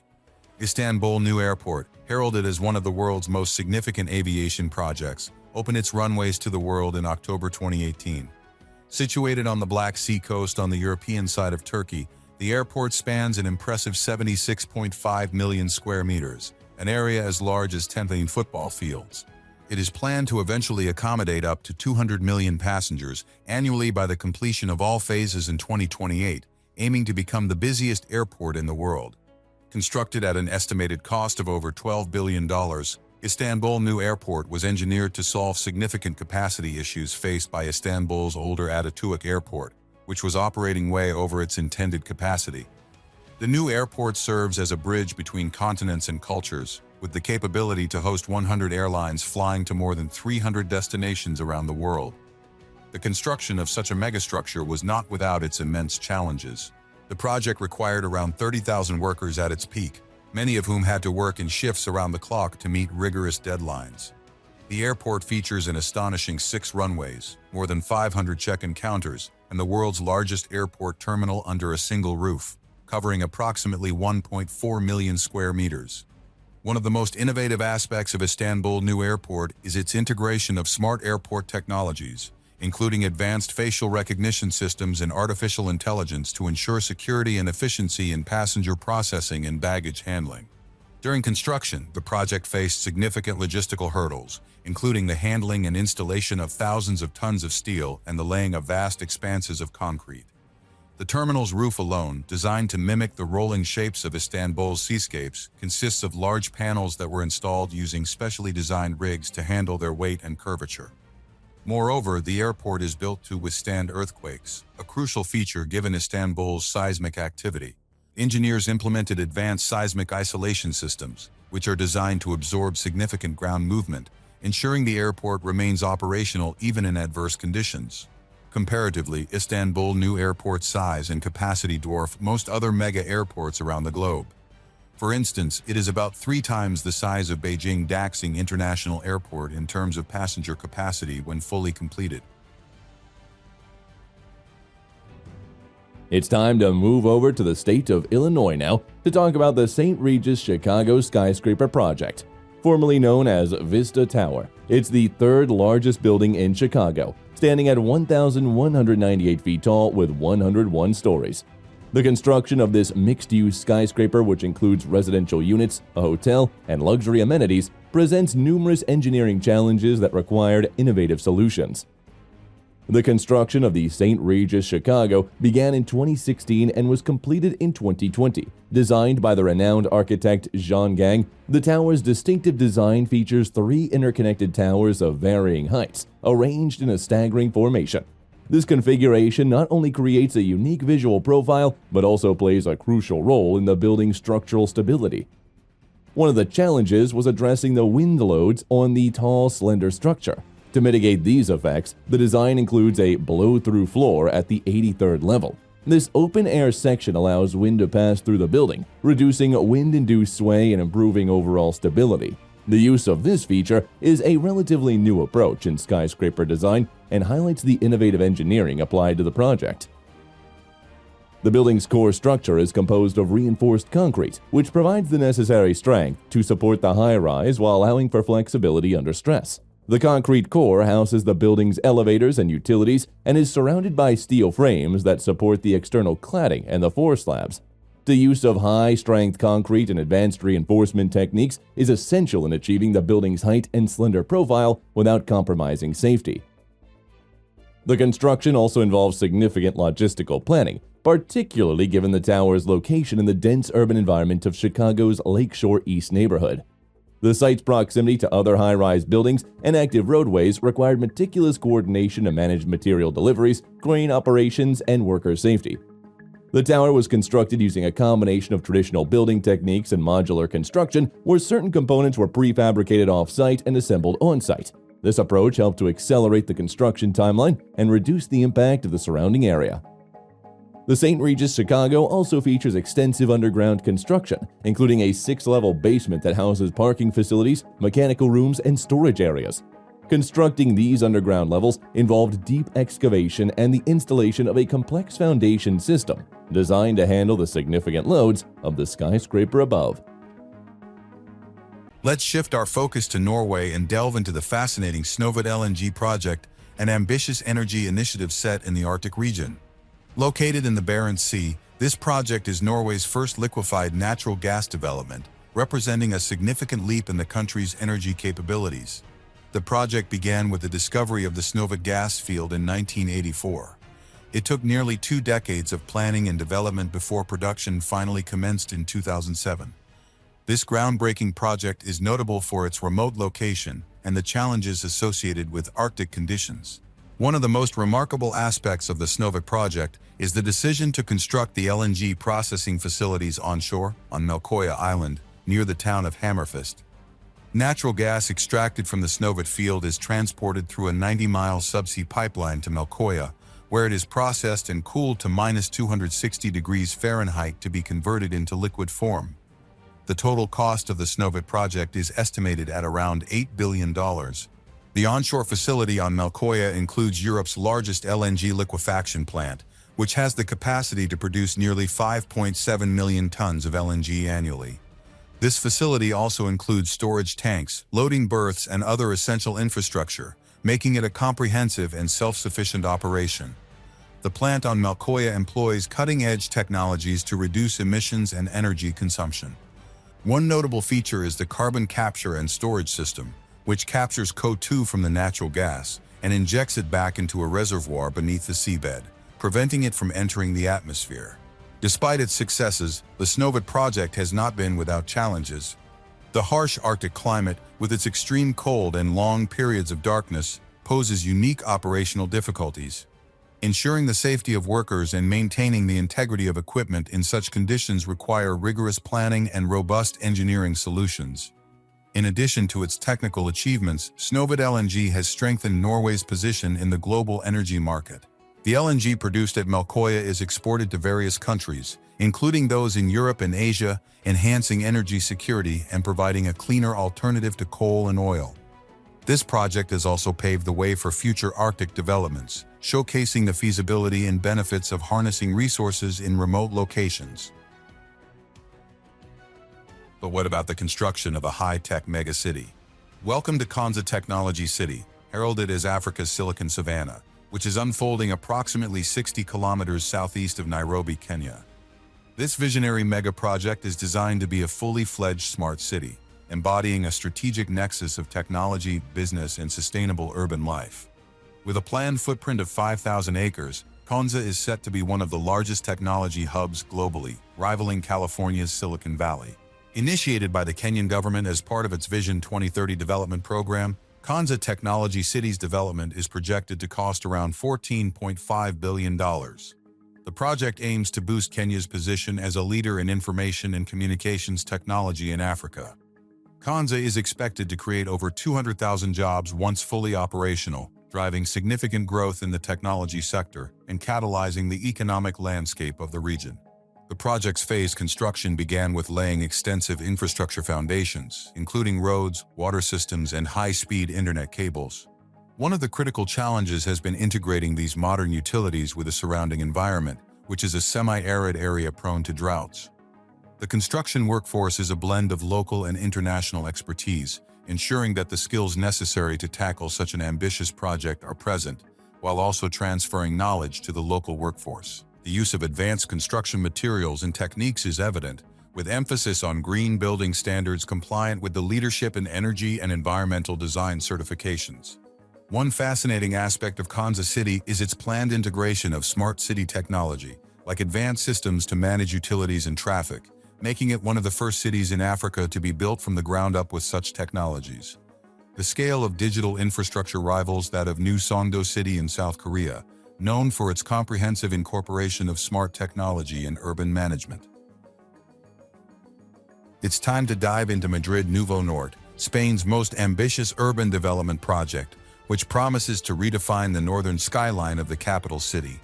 Spanning approximately 590 acres, Madrid Nuevo Norte is designed to address the city's growing needs by creating a harmonious blend of residential, commercial, and recreational spaces. One of the most striking aspects of the project is its budget, which is estimated to be around $8 billion. At the heart of Madrid Nuevo Norte is the redevelopment of Chamartin Station, transforming it into a state-of-the-art transport hub. This upgrade will enhance connectivity by integrating high-speed trains, commuter services, and metro lines, making it one of the most important transportation nodes in Spain. The project also emphasizes sustainability, with plans to create extensive green spaces and promote environmentally friendly practices. More than 25% of the area will be dedicated to parks and open spaces, aiming to provide residents with ample recreational opportunities and improve the city's air quality. Housing is a crucial component of Madrid Nuevo Norte, with plans to build around 2,500 new homes. A significant portion of these will be affordable housing units, ensuring that the development caters to a diverse population. Next up, it's time to travel to Russia for the Yamal LNG megaproject. Located above the Arctic Circle on the Yamal Peninsula, this massive facility is designed to tap into the vast reserves of natural gas in the Russian Arctic, converting it into liquefied natural gas for export across the globe. The Yamal LNG project, spearheaded by Novatek, represents a monumental investment of approximately $27 billion. Since its inception, the project has been a labyrinth of logistical and technical challenges. Given the extreme Arctic conditions, where winter temperatures can plummet to -50 degrees Celsius and dark months stretch on endlessly. Spanning an area of over 3 million square meters, roughly the size of 420 football fields, the Yamal LNG facility includes 3 liquefaction trains, each capable of producing about 5.5 million tons of LNG per year. The project reached its full capacity in 2019, less than 3 years after it started shipping LNG. Constructing a project of this magnitude in such a harsh environment required innovative engineering solutions.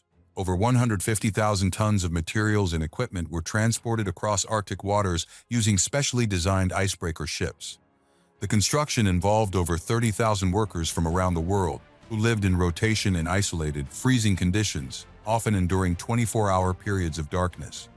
One of the unique features of Yamal LNG is its use of the Arctic's natural cold to help liquefy gas, significantly reducing energy consumption compared to other LNG projects worldwide. Additionally, the facility's infrastructure is built on piles to prevent thawing of the permafrost, a critical consideration for maintaining structural integrity in the Arctic. Comparatively, the scale of Yamal LNG rivals that of small cities. The amount of concrete poured to construct the foundation pads and structures is enough to lay a sidewalk from Moscow to St. Petersburg. As Yamal LNG continues to operate, it plays a pivotal role in transforming Russia's energy landscape. Let's dive into the impressive Afsluitdijk project in the Netherlands. Originally completed in 1932, it stretches 32 kilometers across the Wadden Sea, connecting the provinces of North Holland and Friesland. It has served as a critical barrier against the North Sea, protecting the low-lying regions of the Netherlands from flooding. The current project to upgrade the Afsluitdijk began in 2018 and was completed in 2023. This renovation is essential to cope with rising sea levels and the increasing frequency of severe weather events. The cost of the project is estimated at around €550 million, reflecting the complexity and scale of the endeavor. A significant aspect of the project is the reinforcement of the dike itself. The existing structure, which has protected the Netherlands for nearly a century, is being upgraded with the installation of innovative flood defense systems. One of the key features is the addition of new sluices and pumps to manage water levels more effectively. These systems are designed to handle excess water during storms and high tides, ensuring the safety of the surrounding areas. The project also includes the construction of a new storm surge barrier. This barrier, located at the western end of the dike, will provide additional protection against the increasingly severe storms that the region faces. The barrier is designed to be both functional and visually striking, blending seamlessly with the surrounding landscape while offering robust protection against the sea. Sustainability is a core focus of the Afsluitdijk project. The renovation incorporates renewable energy sources with solar panels and wind turbines installed along the dike to generate clean energy. These installations are expected to produce enough electricity to power the new sluices and pumps, making the Afsluitdijk not only a protective structure but also a contributor to the country's green energy goals. For the next megaproject, we have to travel to India, where the Gujarat International Finance Tech City is located, also known as Gift City. Situated in Gujarat, near the Sabarmati River, this monumental project is India's first operational smart city and financial hub, designed to rival global financial capitals like Singapore. Spanning over 886 acres, Gift City integrates technology with innovative planning to create a world-class infrastructure that includes commercial and residential complexes, international education zones, and technologically advanced transport systems. The inception of Gift City was driven by the vision to create an epicenter for economic activities in India that could leverage its strategic geographic location and skilled workforce. The project has an estimated cost of over $11 billion, making it one of the most ambitious urban planning initiatives in India's history.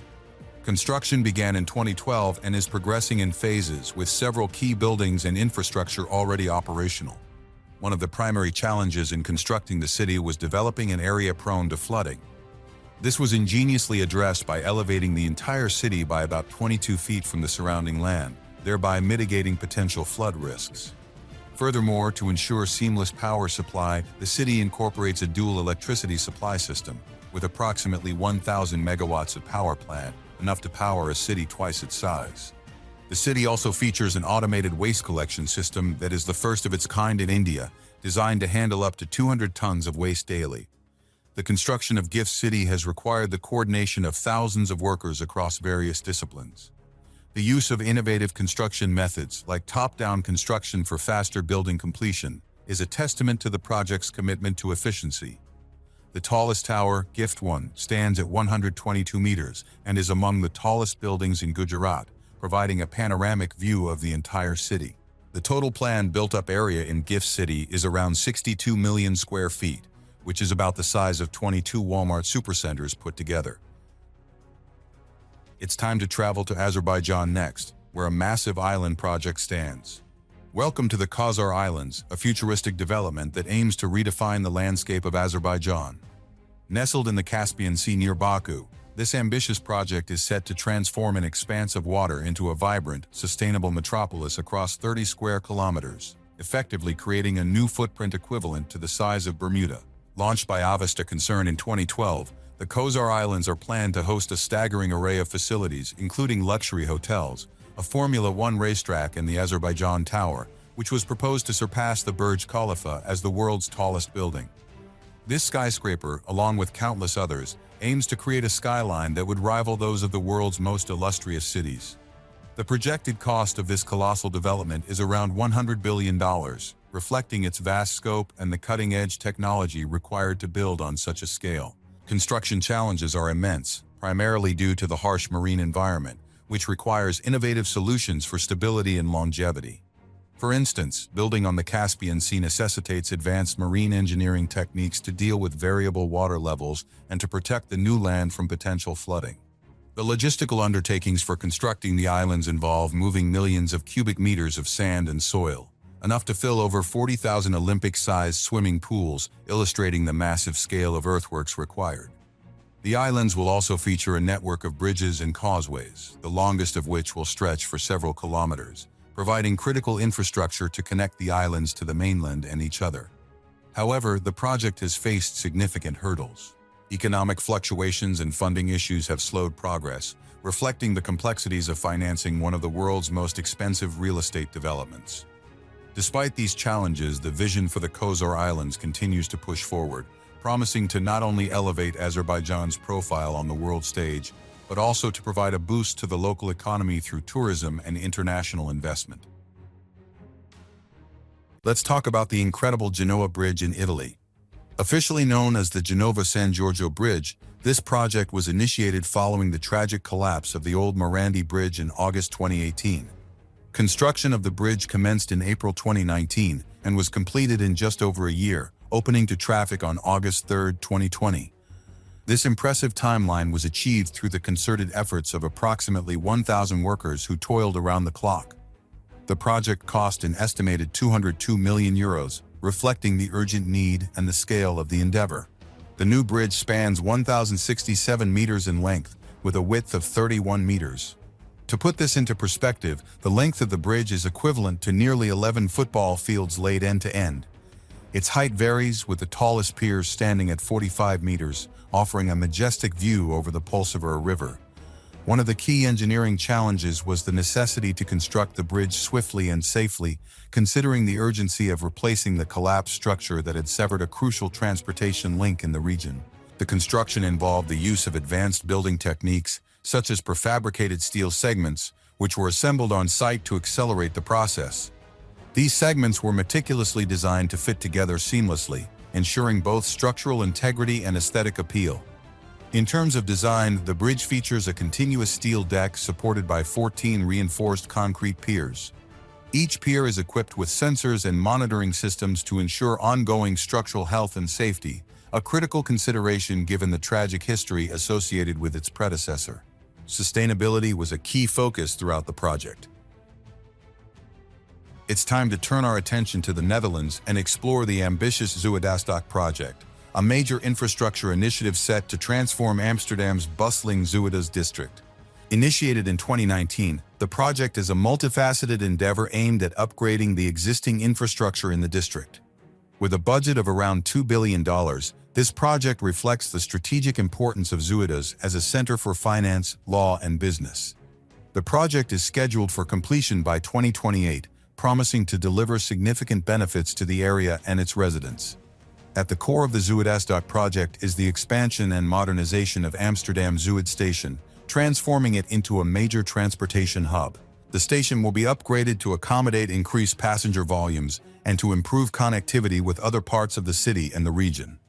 This includes the addition of new platforms, enhanced facilities, and better accessibility, making it a central node in Amsterdam's transportation network.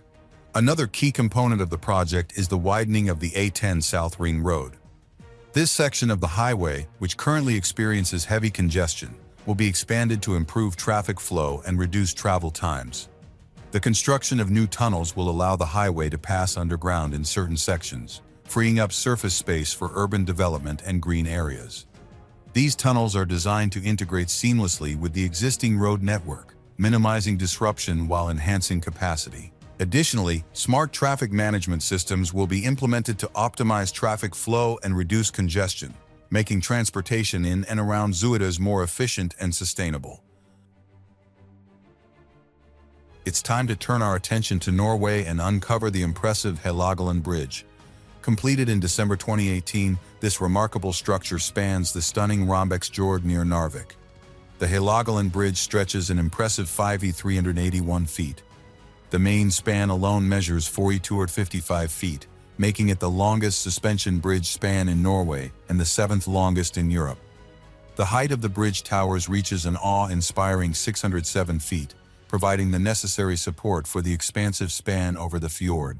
Construction of the bridge began in 2013, with a total investment of around $400 million. Prior to the bridge's completion, the journey around the fjord required a lengthy detour, adding an extra 21 miles to the trip. With the bridge in place, travel distance is cut by nearly 18 miles, saving approximately 20 minutes for drivers. The bridge was designed to withstand the harsh Arctic climate, including strong winds, heavy snowfall, and freezing temperatures. Engineers employed advanced materials and construction techniques to ensure the bridge's durability and safety. The cables supporting the bridge are made from high-strength steel, capable of bearing enormous loads while maintaining flexibility.